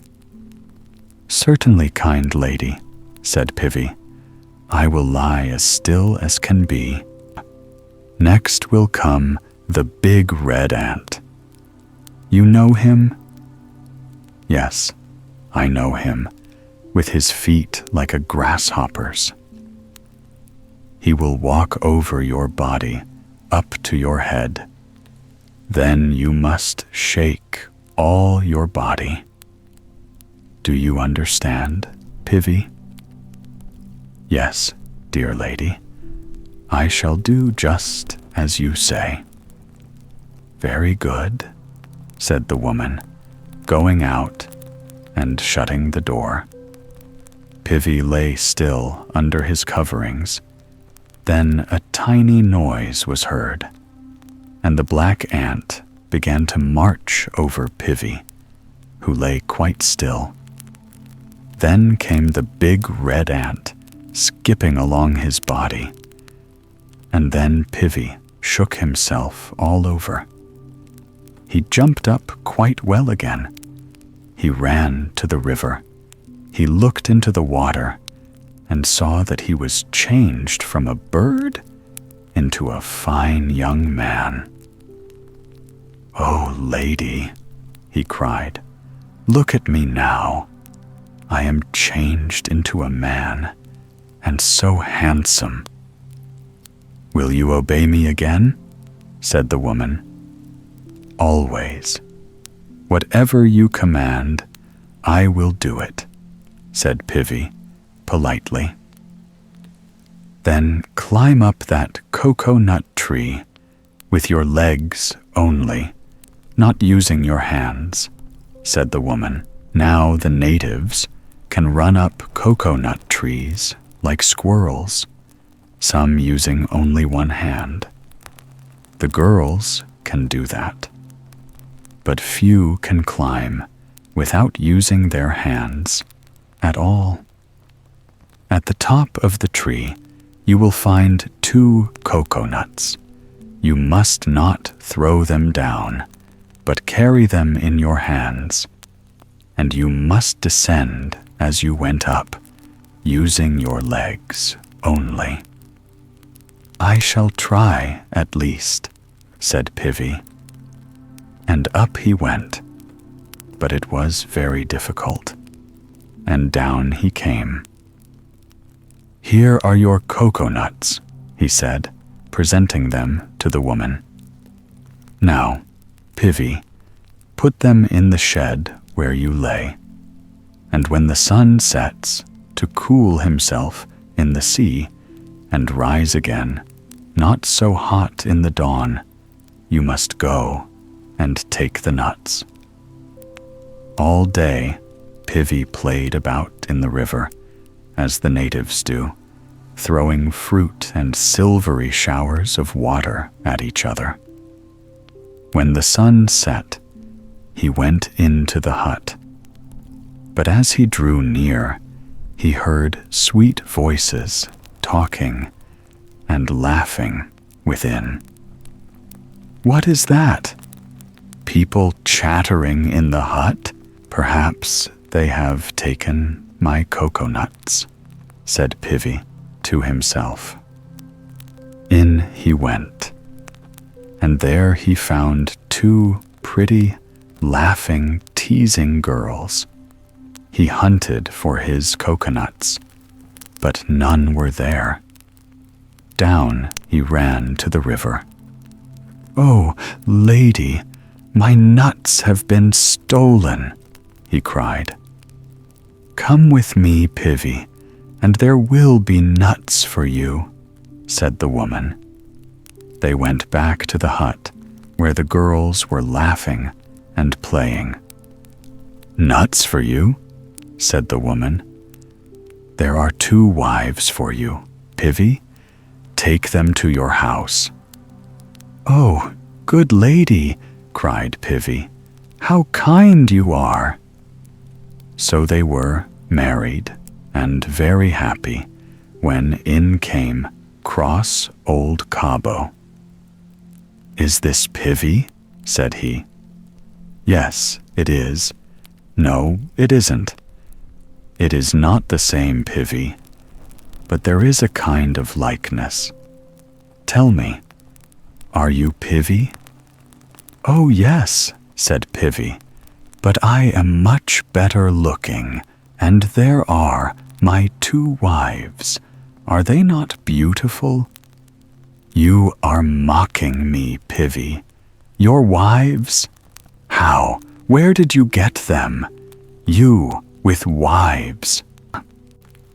Then Pivi told Kabo about the kind woman and all the wonderful things that had happened to him. "Well, well," said Kabo, "but I want to be handsome too, and to have pretty young wives."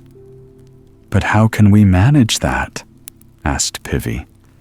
"Oh, we shall do all the same things over again. Play at slinging, and this time you shall break my leg, Pivi." "With all the pleasure in life," said Pivi, who was always ready to oblige. So they went slinging, and Pivi broke Kabo's leg, and Kabo fell into the river and floated into the bamboo, and the woman blew him out, just as before. Then she picked up Kabo and put him in the shed, and told him what to do when the black ant came, and what to do when the red ant came. But he didn't.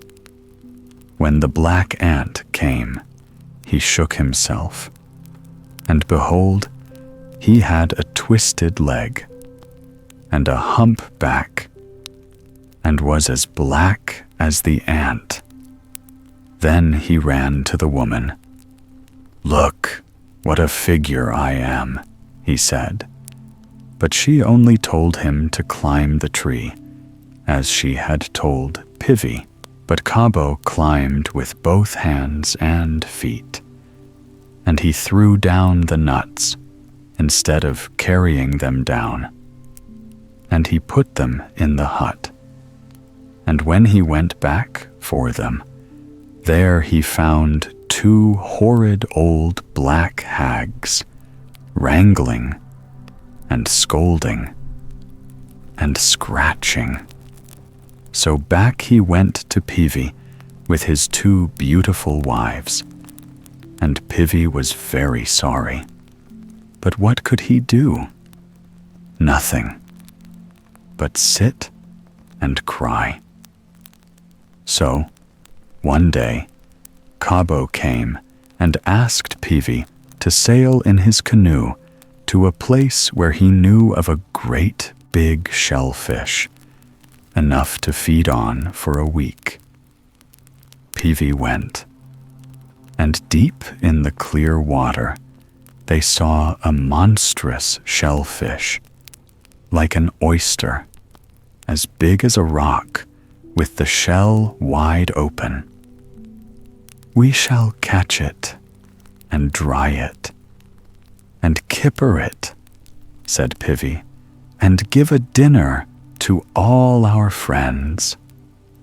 "I shall dive for it and break it off the rock," said Kabo, "and then you must help me to drag it up into the canoe." There the shellfish lay and gaped. But Kabo, though he dived in, kept well out of the way of the beast. Up he came, puffing and blowing. "Oh, Pivi," he cried, "I cannot move it. Jump in and try yourself."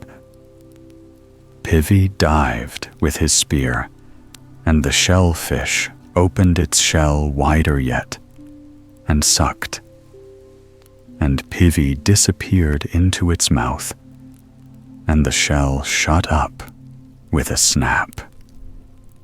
Kabo laughed like a fiend, and then went home. "Where is Pivi?" asked the two pretty girls. Kabo pretended to cry, and told how Pivi had been swallowed. "But dry your tears, my darlings," said Kabo. "I will be your husband, and my wives shall be your slaves. Everything is for the best, in the best of all possible worlds." "No, no," cried the girls. "We love Pivi. We do not love anyone else. We shall stay at home and weep for Pivi." "Wretched idiots," cried Kabo. "Pivi was a scoundrel who broke my leg and knocked me into the river." Then a little cough was heard at the door, and Kabo trembled, for he knew it was the cough of Pivi. "Ah, dear Pivi," cried Kabo, rushing to the door. "What joy! I was trying to console your dear wives." Pivi said not one word. He waved his hand, and 25 of his friends came trooping down the hill. They cut up Kabo into little pieces. Pivi turned round, and there was the good woman of the river. "Pivi," she said, "how did you get out of the living tomb into which Kabo sent you?" "I had my spear with me," said Pivi. "It was quite dry inside the shell, and I worked away at the fish with my spear, till he saw reason to open his shell. And out I came." Then the good woman laughed, and Pivi and his 2 wives lived happy ever afterwards. The Elf Maiden. Once upon a time, 2 young men living in a small village fell in love with the same girl. During the winter, it was all night except for an hour or so about noon, when the darkness seemed a little less dark.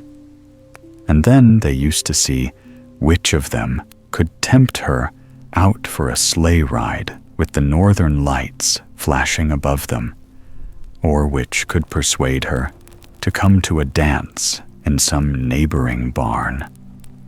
But when the spring began and the light grew longer, the hearts of the villagers leapt at the sight of the sun, and a day was fixed for the boats to be brought out, and the great nets to be spread in the bays of some islands that lay a few miles to the north. Everybody went on this expedition, and the 2 young men and the girl went with them. they all sailed merrily across the sea, chattering like a flock of magpies, or singing their favorite songs. And when they reached the shore, what an unpacking there was, for this was a noted fishing ground, and here they would live in little wooden huts till autumn and bad weather came round again. The maiden and the two young men happened to share the same hut with some friends, and fished daily from the same boat. And as time went on, one of the youths remarked that the girl took less notice of him than she did of his companion. At first, he tried to think that he was dreaming, and for a long while he kept his eyes shut very tight to what he did not want to see. But in spite of his efforts, the truth managed to wriggle through, and then the young man gave up trying to deceive himself and set about finding some way to get the better of his rival. The plan that he hit upon could not be carried out for some months. But the longer the young man thought of it, the more pleased he was with it. So he made no sign of his feelings and waited patiently till the moment came. This was the very day that they were all going to leave the islands and sail back to the mainland for the winter. In the bustle and hurry of departure, the cunning fishermen contrived that their boat should be the last to put off, and when everything was ready, and the sails about to be set, he suddenly called out, "Oh dear, what shall I do? I have left my best knife behind in the hut. Run like a good fellow and get it for me, while I raise the anchor and loosen the tiller." Not thinking any harm, the youth jumped back on shore and made his way up the steep hank.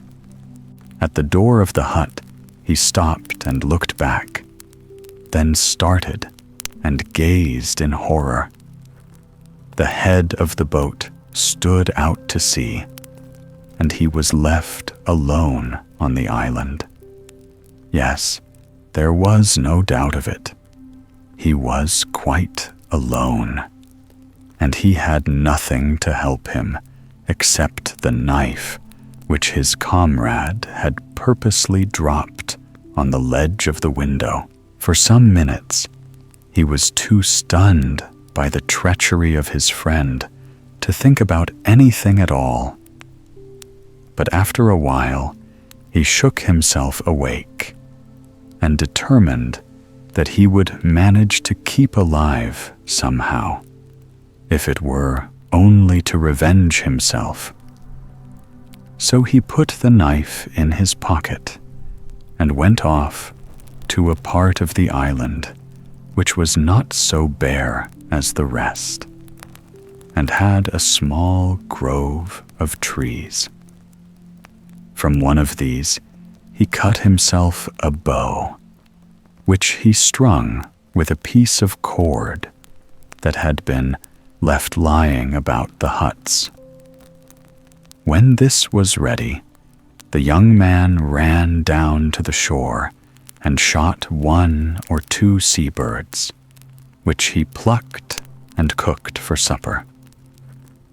In this way, the months slipped by, and Christmas came round again.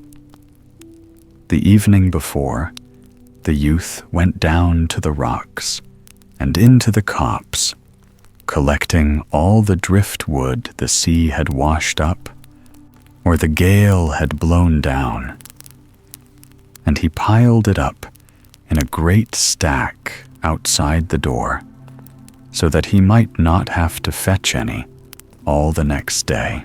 As soon as his task was done, he paused and looked out towards the mainland, thinking of Christmas Eve last year and the merry dance they had had. The night was still and cold, and by the help of the northern lights, he could almost see across to the opposite coast when, suddenly, he noticed a boat which seemed steering straight for the island. At first, he could hardly stand for joy. The chance of speaking to another man was so delightful. But as the boat drew near, there was something, he could not tell what, that was different from the boats which he had been used to all his life. And when it touched the shore, he saw that the people that filled it were beings of another world than ours. Then he hastily stepped behind the wood stack and waited for what might happen next. The strange folk, one by one, jumped onto the rocks, each bearing a load of something that they wanted. Among the women, he remarked 2 young girls, more beautiful and better dressed than any of the rest, carrying between them 2 great baskets full of provisions. The young man peeped out cautiously to see what all this crowd could be doing inside the tiny hut.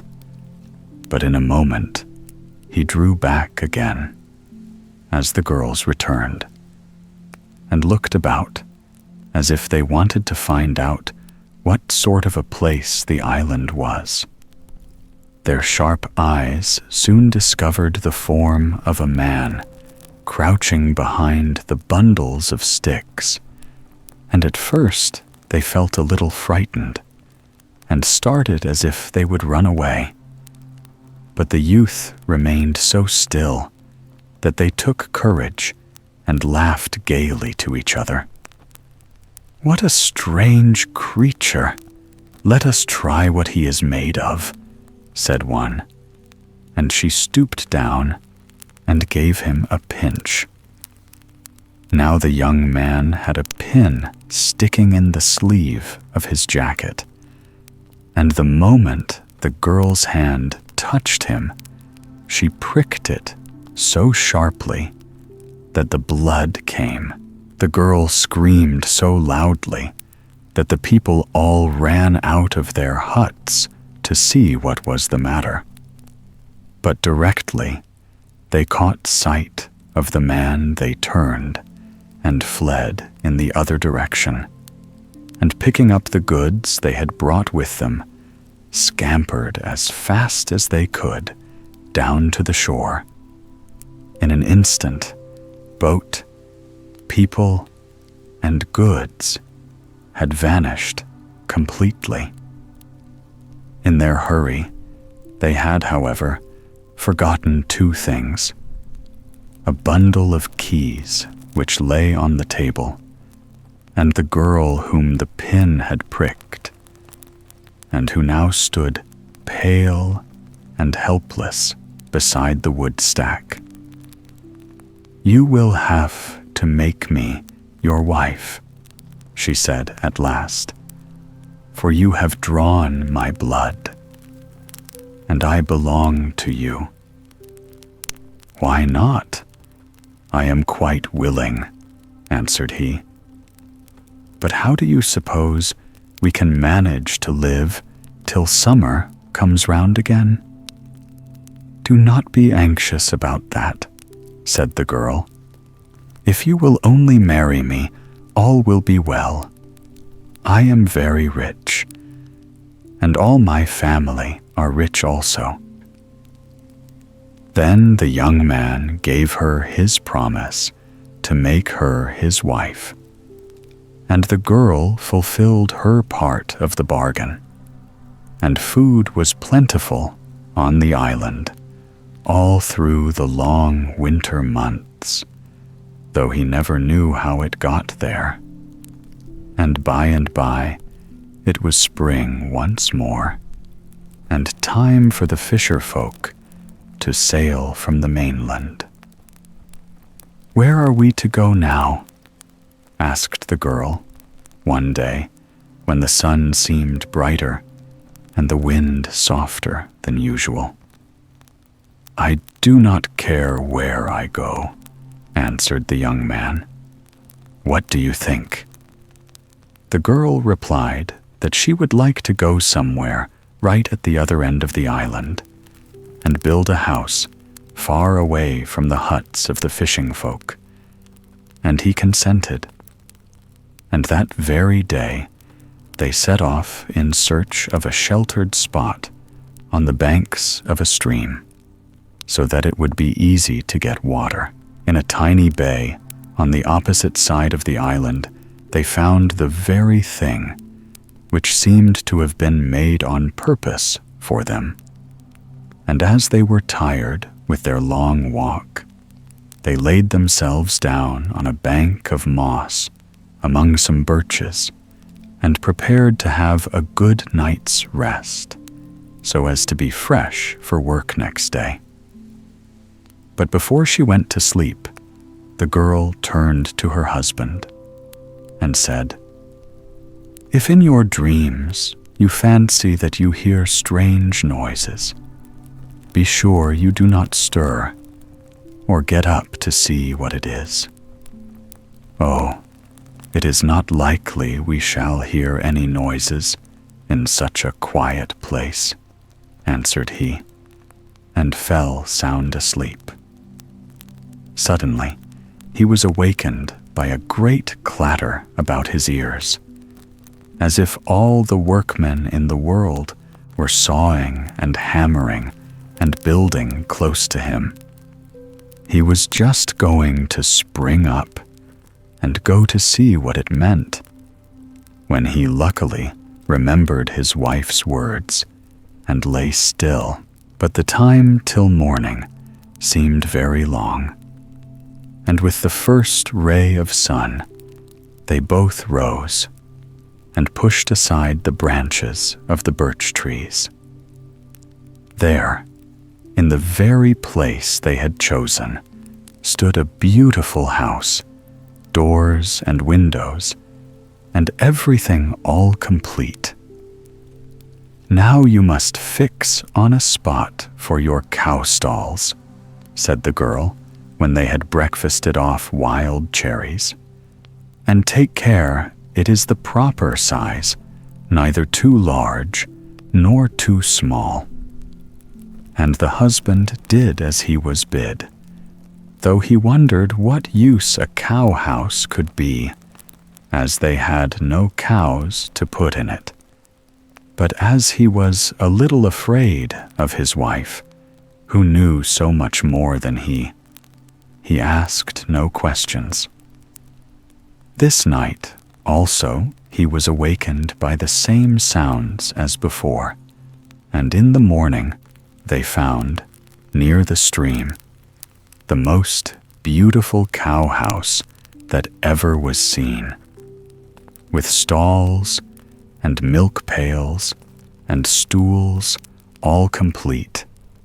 Indeed, everything that a cow house could possibly want, except the cows. Then the girl bade him measure out the ground for a storehouse, and this, she said, might be as large as he pleased. And when the storehouse was ready, she proposed that they should set off to pay her parents a visit. The old people welcomed them heartily and summoned their neighbors for many miles round to a great feast in their honor. In fact, for several weeks, there was no work done on the farm at all. And at length, the young man and his wife grew tired of so much play and declared that they must return to their own home. But before they started on the journey, the wife whispered to her husband, take care to jump over the threshold as quick as you can, or it will be the worse for you." The young man listened to her words and sprang over the threshold like an arrow from a bow. And it was well he did, for no sooner was he on the other side than his father-in-law threw a great hammer at him, which would have broken both his legs if it had only touched them. When they had gone some distance on the road home, the girl turned to her husband and said, "Till you step inside the house, be sure you do not look back, whatever you may hear or see." And the husband promised, and for a while all was still, and he thought no more about the matter, till he noticed at last that the nearer he drew to the house, the louder grew the noise of the trampling of feet behind him. As he laid his hand upon the door, he thought he was safe, and turned to look. There, sure enough, was a vast herd of cattle, which had been sent after him by his father-in-law, when he found that his daughter had been cleverer than he. Half of the herd were already through the fence and cropping the grass on the banks of the stream, but half still remained outside and faded into nothing, even as he watched them. However, enough cattle were left to make the young man rich, and he and his wife lived happily together, except that every now and then the girl vanished from his sight and never told him where she had been. For a long time he kept silence about it. But one day, when he had been complaining of her absence, she said to him, "Dear husband, I am bound to go, even against my will, and there is only one way to stop me. Drive a nail into the threshold, and then I can never pass in or out." And so he did. How some wild animals became tame ones. Once upon a time, there lived a miller who was so rich that when he was going to be married, he asked to the feast not only his own friends, but also the wild animals who dwelt in the hills and woods round about. The chief of the bears, the wolves, the foxes, the horses, the cows, the goats, the sheep, and the reindeer all received invitations. And as they were not accustomed to weddings, they were greatly pleased and flattered, and sent back messages in the politest language that they would certainly be there. The first to start on the morning of the wedding day was the bear, who always liked to be punctual. And besides, he had a long way to go, and his hair, being so thick and rough, needed a good brushing before it was fit to be seen at a party. However, he took care to awaken very early, and set off down the road with a light heart. Before he had walked very far, he met a boy who came whistling along, hitting at the tops of the flowers with a stick. "Where are you going?" said he, looking at the bear in surprise, for he was an old acquaintance, and not generally so smart. "Oh, just to the miller's marriage," answered the bear carelessly. "Of course, I would much rather stay at home, but the miller was so anxious I should be there that I really could not refuse. "Don't go, don't go," cried the boy. "If you do, you will never come back.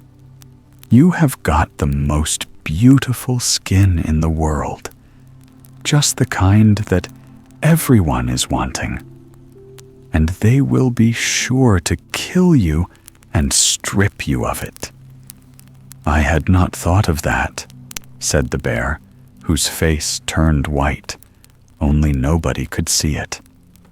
"If you are certain that they would be so wicked, but perhaps you are jealous because nobody has invited you."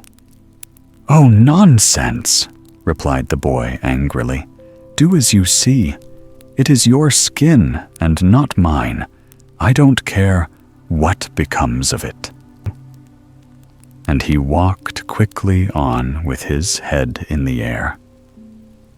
The bear waited until he was out of sight, and then followed him slowly, for he felt in his heart that the boy's advice was good, though he was too proud to say so.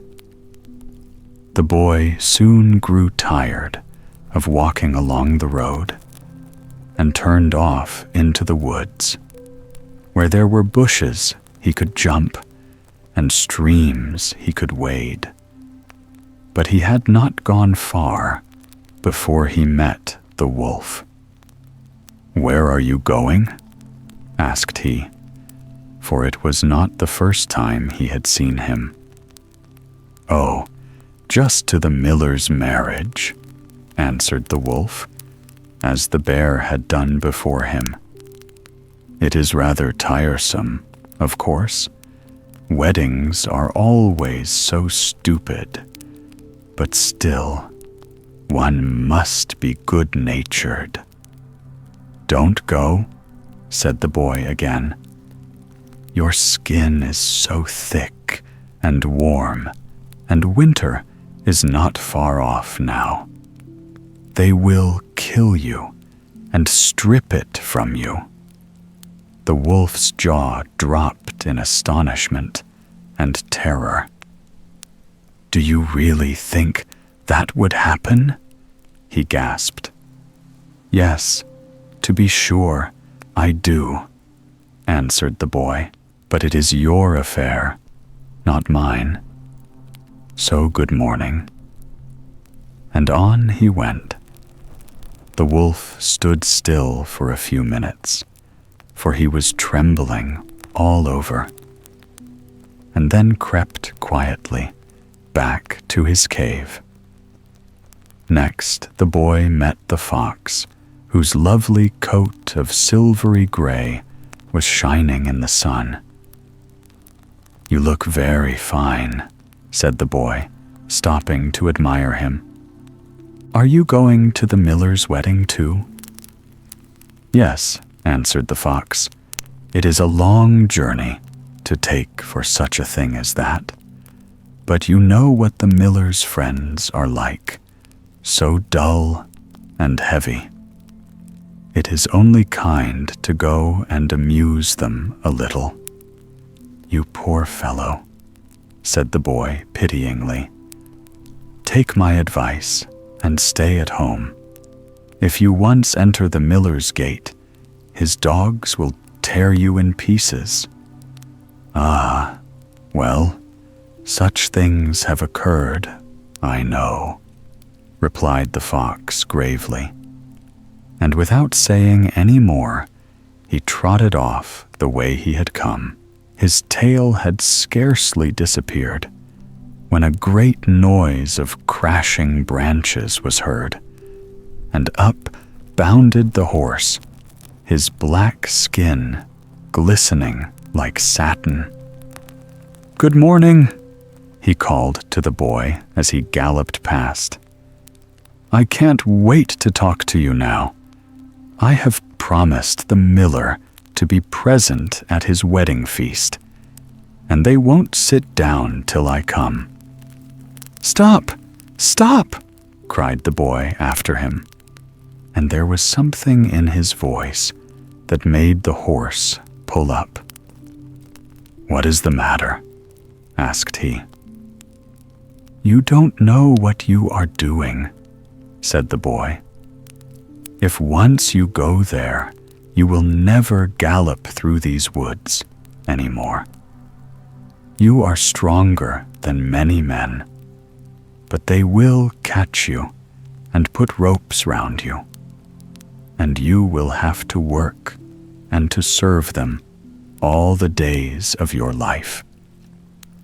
The horse threw back his head at these words and laughed scornfully.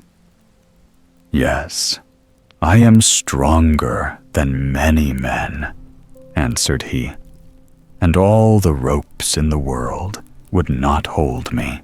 Let them bind me as fast as they will. I can always break loose and return to the forest and freedom." And with this proud speech, he gave a whisk of his long tail and galloped away faster than before. But when he reached the miller's house, everything happened as the boy had said.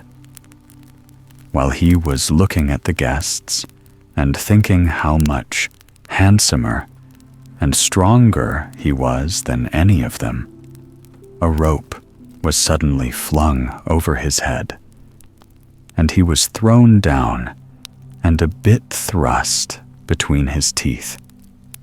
Then, in spite of his struggles, he was dragged to a stable and shut up for several days without any food, till his spirit was broken and his coat had lost its gloss. After that, he was harnessed to a plow and had plenty of time to remember all he had lost through not listening to the counsel of the boy. When the horse had turned a deaf ear to his words, the boy wandered idly along, sometimes gathering wild strawberries from a bank, and sometimes plucking wild cherries from a tree, till he reached a clearing in the middle of the forest. Crossing this open space was a beautiful milk-white cow with a wreath of flowers round her neck. "Good morning," she said pleasantly, as she came up to the place where the boy was standing. "Good morning," he returned.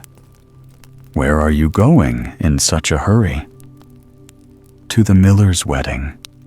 I am rather late already, for the wreath took such a long time to make, so I can't stop."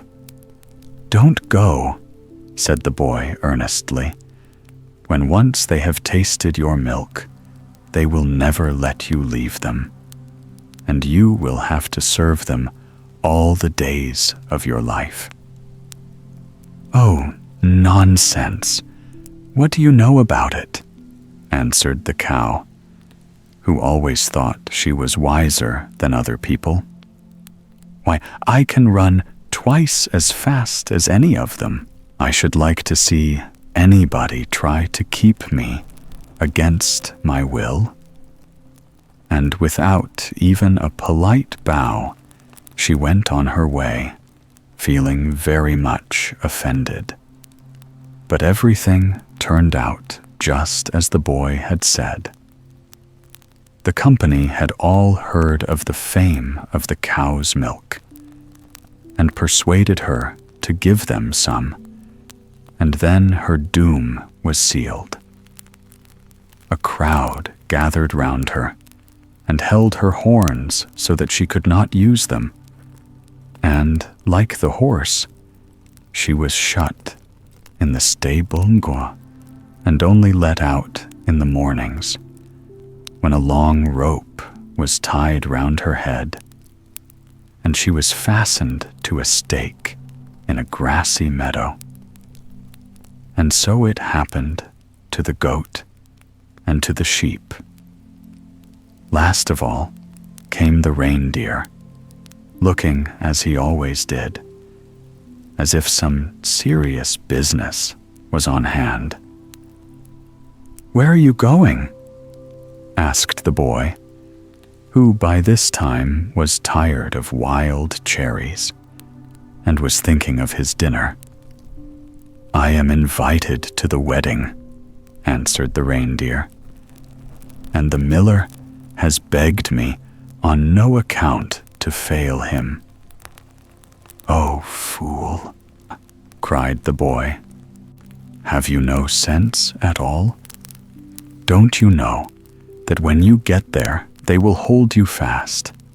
For neither beast nor bird is as strong or as swift as you? That is exactly why I am quite safe," replied the reindeer. "I am so strong that no one can bind me, and so swift that not even an arrow can catch me. So, goodbye for the present. You will soon see me back." But none of the animals that went to the miller's wedding ever came back, and because they were self-willed and conceited and would not listen to good advice, they and their children have been the servants of men to this very day. Fortune and the woodcutter. Several hundreds of years ago, there lived in a forest a woodcutter and his wife and children. He was very poor, having only his acre to depend upon, and 2 mules to carry the wood he cut to the neighboring town. But he worked hard and was always out of bed by 5 o'clock, summer and winter. This went on for 20 years, and though his sons were now grown up and went with their father to the forest, everything seemed to go against them, and they remained as poor as ever. In the end, the woodcutter lost heart and said to himself, "What is the good of working like this if I never am a penny the richer at the end? I shall go to the forest no more, and perhaps if I take to my bed and do not run after fortune, one day she may come to me." So the next morning he did not get up, and when 6 o'clock struck, his wife, who had been cleaning the house, went to see what was the matter. "Are you ill?" she asked wonderingly, surprised at not finding him dressed. "The cock has crowed ever so often. It is high time for you to get up." "Why should I get up?" asked the man without moving. "Why? To go to the forest, of course." "Yes, and when I have toiled all day, I hardly earn enough to give us 1 meal." "But what can we do, my poor husband?" said she. "It is just a trick of fortune's, who would never smile upon us." "Well, I have had my fill of fortune's tricks," cried he. "If she wants me, she can find me here. But I have done with the wood forever. My dear husband, grief has driven you mad. Do you think fortune will come to anybody who does not go after her? Dress yourself and saddle the mules and begin your work. Do you know that there is not a morsel of bread in the house? I don't care if there isn't, and I am not going to the forest. It is no use your talking. Nothing will make me change my mind." The distracted wife begged and implored in vain. Her husband persisted in staying in bed, and at last, in despair, she left him and went back to her work. An hour or two later, a man from the nearest village knocked at her door, and when she opened it, he said to her, "Good morning, mother.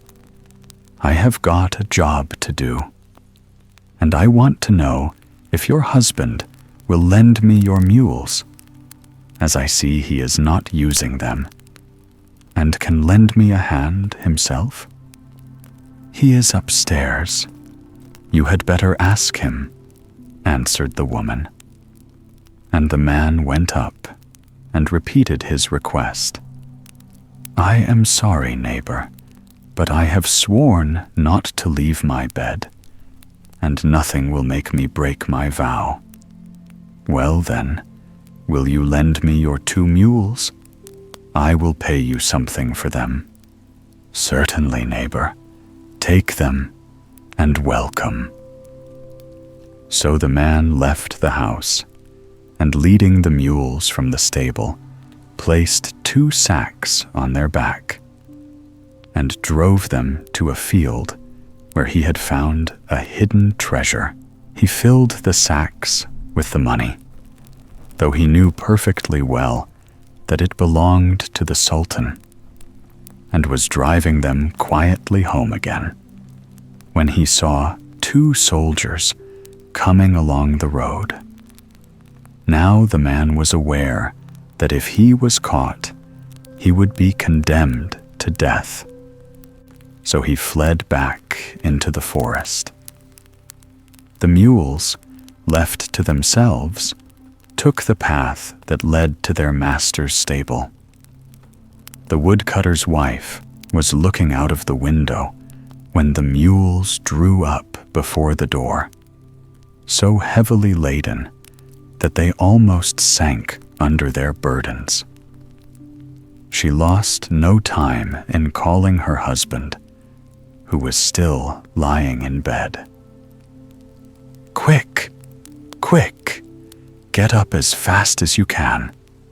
Our 2 mules have returned with sacks on their backs, so heavily laden with something or other that the poor beasts can hardly stand up. Wife, I have told you a dozen times already that I am not going to get up.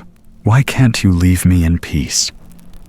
As she found she could get no help from her husband, the woman took a large knife and cut the cords which bound the sacks onto the animals' backs. They fell at once to the ground, and out poured a rain of gold pieces, till the little courtyard shone like the sun. "A treasure!" gasped the woman, as soon as she could speak from surprise. "A treasure!" And she ran off to tell her husband. "Get up! Get up!" she cried. "You were quite right not to go to the forest and to await fortune in your bed. She has come at last. Our mules have returned home laden with all the gold in the world, and it is now lying in the court. No one in the whole country can be as rich as we are." In an instant, the woodcutter was on his feet and running to the court, where he paused, dazzled by the glitter of the coins which lay around him. "You see, my dear wife, that I was right," he said at last. "Fortune is so capricious. You can never count on her. Run after her, and she is sure to fly from you. Stay still, and she is sure to come." the Enchanted Head. Once upon a time, an old woman lived in a small cottage near the sea with her 2 daughters. They were very poor, and the girls seldom left the house, as they worked all day long, making veils for the ladies to wear over their faces. And every morning, when the veils were finished, the other took them over the bridge and sold them in the city. Then she bought the food that they needed for the day and returned home to do her share of veil making. One morning, the old woman rose even earlier than usual and set off for the city with her wares. She was just crossing the bridge when, suddenly, she knocked up against a human head, which she had never seen there before. The woman started back in horror. But what was her surprise when the head spoke, exactly as if it had a body joined onto it. "Take me with you, good mother," it said imploringly. "Take me with you, back to your house." At the sound of these words, the poor woman nearly went mad with terror. Have that horrible thing always at home? Never! Never! And she turned and ran back as fast as she could, not knowing that the head was jumping, dancing, and rolling after her. But when she reached her own door, it bounded in before her and stopped in front of the fire, begging and praying to be allowed to stay. All that day, there was no food in the house, for the veils had not been sold, and they had no money to buy anything with. So they all sat silent at their work, inwardly cursing the head which was the cause of their misfortunes. When evening came, and there was no sign of supper, the head spoke for the first time that day. "Good mother, does no one ever eat here during all the hours I have spent in your house? Not a creature has touched anything." "No," answered the old woman. "We are not eating anything." "And why not, good mother?" "Because we have no money to buy any food." "Is it your custom never to eat?" "No, for every morning I go into the city to sell my veils, and with the few shillings I get for them, I buy all we want. Today, I did not cross the bridge, so of course I had nothing for food." "Then I am the cause of your having gone hungry all day?" asked the head. "Yes, you are," answered the old woman.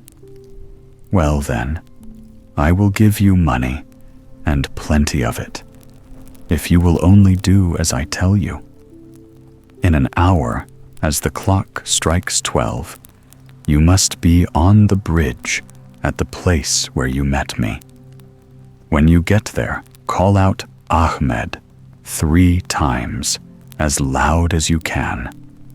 Then a Negro will appear, and you must say to him, 'The head, your master, desires you to open the trunk, and to give me the green purse which you will find in it.'" "Very well, my lord," said the old woman. "I will set off at once for the bridge."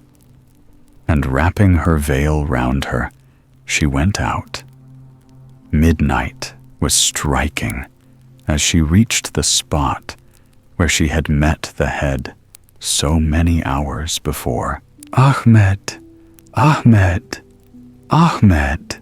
cried she, and immediately a huge Negro, as tall as a giant, stood on the bridge before her.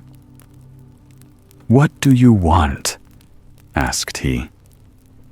"The head, your master, desires you to open the trunk and to give me the green purse which you will find in it. I will be back in a moment, good mother," said he. And 3 minutes later, he placed a purse full of sequins in the old woman's hand. No one can imagine the joy of the whole family at the sight of all this wealth.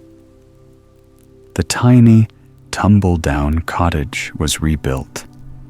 The girls had new dresses, and their mother ceased selling veils.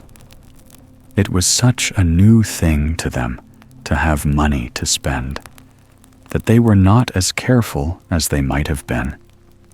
And by, there was not a single coin left in the purse. When this happened, their hearts sank within them, and their faces fell. "Have you spent your fortune?" asked the head from its corner, when it saw how sad they looked. "Well then, go at midnight, good mother, to the bridge, and call out, 'Muhammad,' 3 times, as loud as you can. A Negro will appear in answer, and you must tell him to open the trunk, and to give you the red purse which he will find there." The old woman did not need twice telling, but set off at once for the bridge. "Muhammad! Muhammad! Muhammad!" cried she, with all her might. And in an instant, a Negro, still larger than the last, stood before her. "What do you want?" asked he. "The head, your master, bids you open the trunk, and to give me the red purse which you will find in it." "Very well, good mother, I will do so," answered the Negro.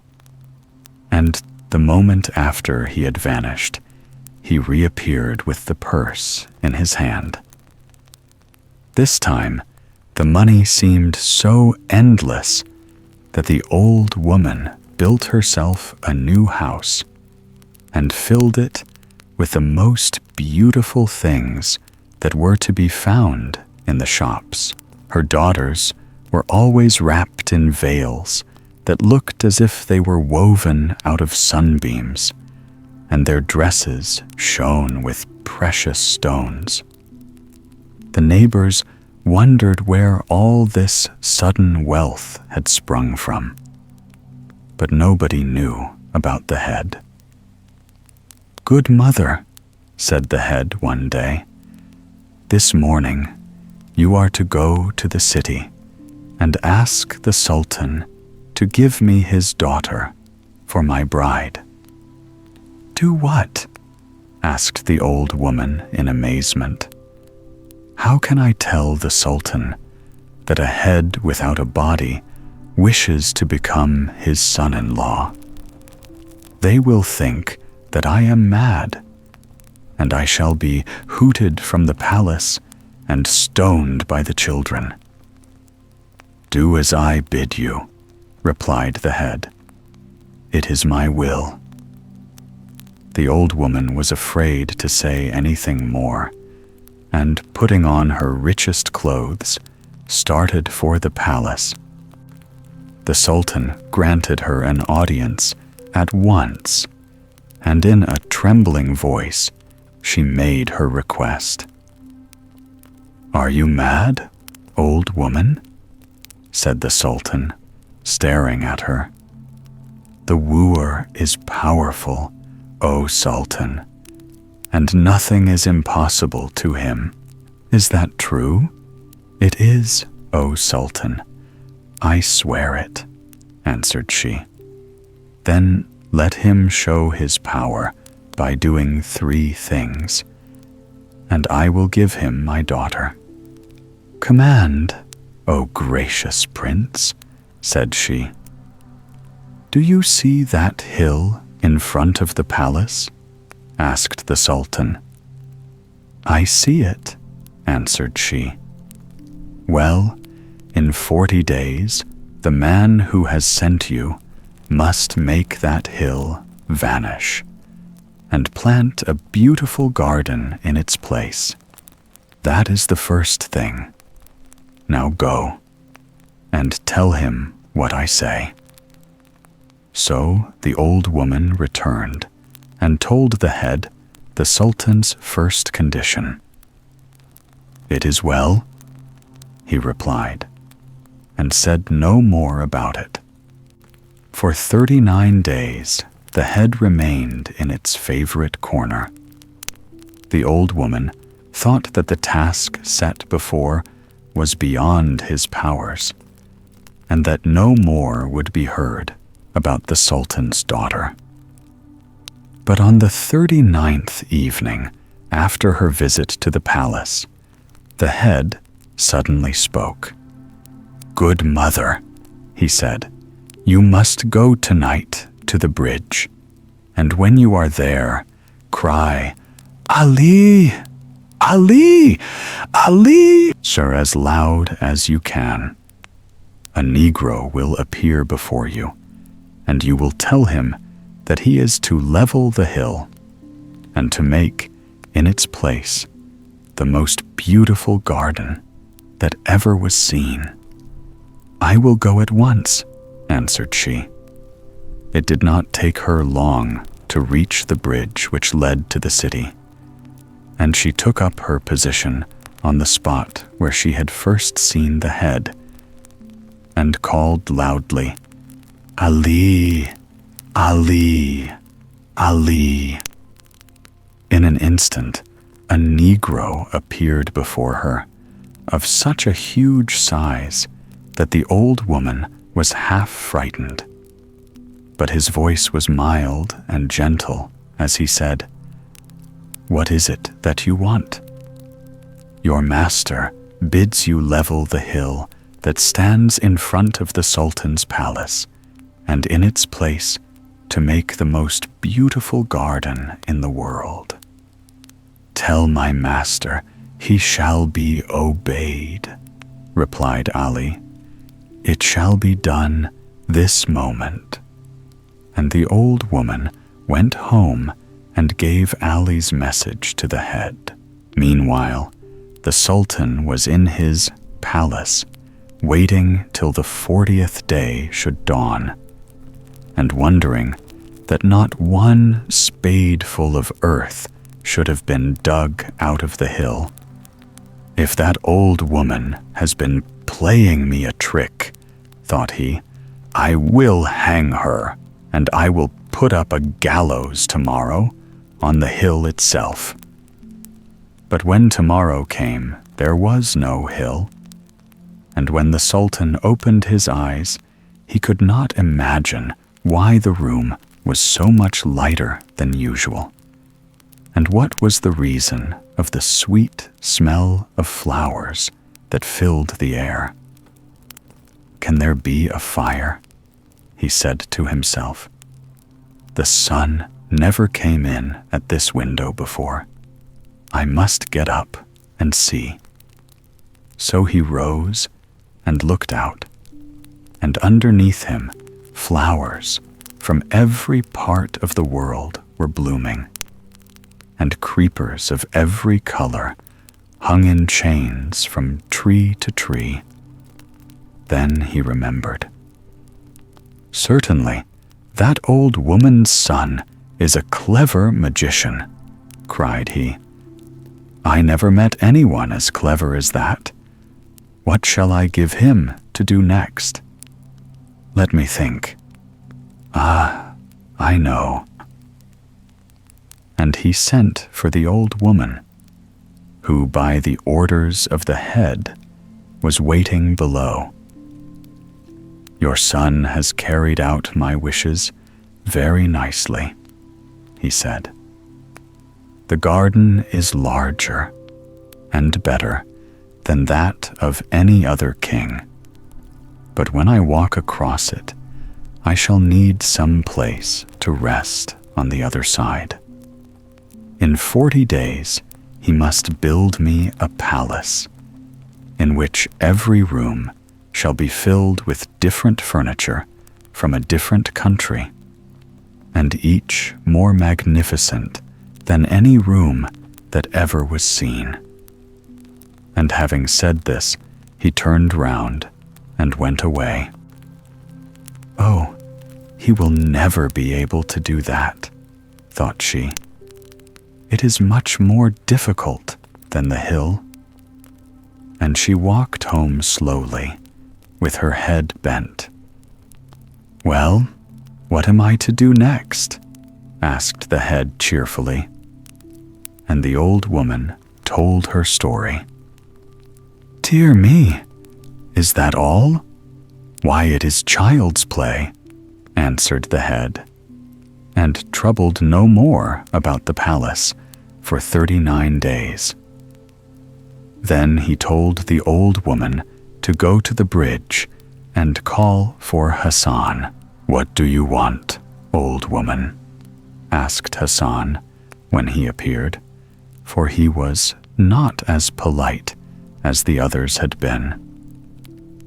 "Your master commands you to build the most magnificent palace that ever was seen," replied she. "And you are to place it on the borders of the new garden." "He shall be obeyed," answered Hassan. And when the Sultan woke, he saw, in the distance, a palace built of soft blue marble, resting on slender pillars of pure gold. "That old woman's son is certainly all-powerful," cried he. "What shall I bid him do now?" And after thinking some time, he sent for the old woman, who was expecting the summons. "The garden is wonderful, and the palace the finest in the world," said he, "so fine that my servants would cut but a sorry figure in it. Let your son fill it with 40 slaves, whose beauty shall be unequaled, all exactly like each other, and of the same height." This time the king thought he had invented something totally impossible, and was quite pleased with himself for his cleverness. 39 days passed, and at midnight, on the night of the last, the old woman was standing on the bridge. "Bekir, Bekir, Bekir," cried she. And a Negro appeared and inquired what she wanted. "The head, your master, bids you find 40 slaves of unequaled beauty and of the same height, and place them in the Sultan's palace on the other side of the garden." And when, on the morning of the 40th day, the Sultan went to the Blue Palace and was received by the 40 slaves, he nearly lost his wits from surprise. "I will assuredly give my daughter to the old woman's son," thought he. "If I were to search all the world through, I could never find a more powerful son-in-law." And when the old woman entered his presence, he informed her that he was ready to fulfill his promise, and she was to bid her son appear at the palace without delay. This command did not at all please the old woman, though, of course, she made no objections to the Sultan. "All has gone well so far," she grumbled, when she told her story to the head. But what do you suppose the Sultan will say when he sees his daughter's husband? Never mind what he says. Put me on a silver dish and carry me to the palace. So it was done, though the old woman's heart beat as she laid down the dish with the head upon it. At the sight before him, the king flew into a violent rage.